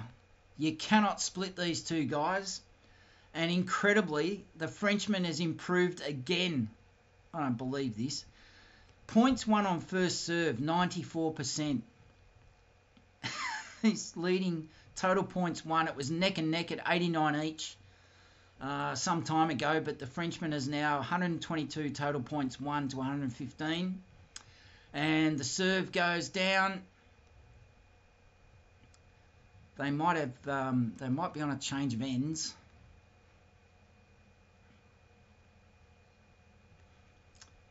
He wins that serve. It's now 8 points to 6 in the tiebreak in the third set on court 9. So I'll tell you what, this kid has got some chops on him. He's not just keeping pace. He's setting the pace, really. And back on court 5, they're into the third set there. 136 miles per hour, the serve from the Frenchman. And he wins that point. It is now 9 points to 6. Oh, okay. I apologise for my ignorance. That my ignorance should be so public. It is the first to reach 10 points in the tiebreak of the deciding set. Come on. Monteiro serves and wins that point. It's now 9 points to 6. I don't believe I could be so ignorant. And so I've got to get my facts straight. So he's 1 point away from winning the match, the young Frenchman, but served at 88 miles per hour by Monteiro. The ball is in play. He wins that point. It is now 9 points to 7. So he did have a shocker in the first few points of this tiebreak, Monteiro. Still on serve with the Brazilian at 9 points to 7 in the third set tiebreak after 2 hours and 55 minutes. Can you believe it? What a game to come up for our enjoyment on the first day of qualifying at Flushing Meadows in New York. And now that we know what we're doing, first to 10 points in the deciding set tiebreak. This is the super tiebreak of this match. 3 tiebreaks in a row, and he wins that point, the Brazilian. So he's pushing the young kid all the way after really handing over the initiative to the Frenchman early on in the third set tiebreak.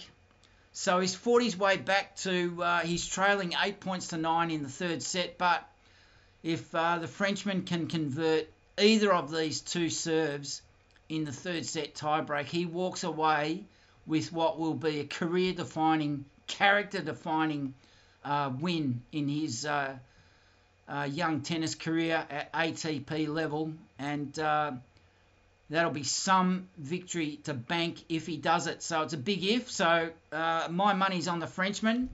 Nothing against Monteiro. But, yeah, he's done it. He wins the third set tiebreak, 10 points to 8. He wins the match 7-6, 6-7, 6-7. He has won the match 3 tiebreaks in a row, 13-11.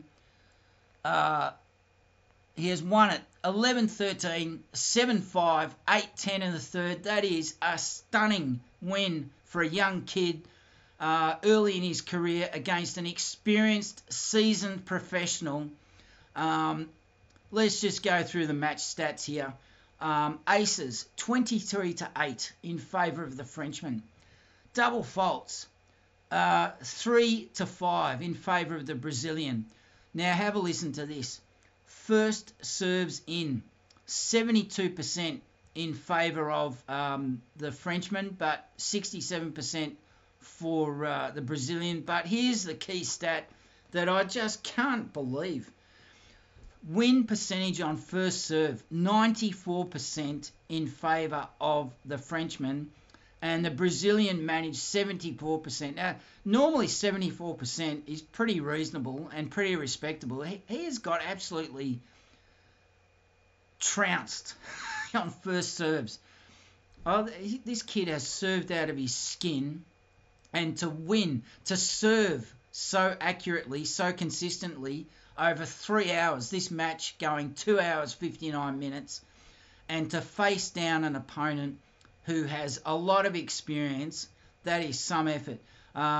Win percentage on second serve, 72% to 47 in favour of the Brazilian. Net points won, nobody went to the net, 0% for both players. Break points won, 0% for both players. Receiving points won, 26 to 19% in favour of the Frenchman. But total points won for this match, 117 for the Brazilian, 125 to the Frenchman. That is some win. That is some win to this young kid. So, look, we're going to wrap it up there. We're going to leave it there. There's a couple of other stats that I'd like to look at. But look, let's take a short, quick break. Don't go away, because we'll be right back.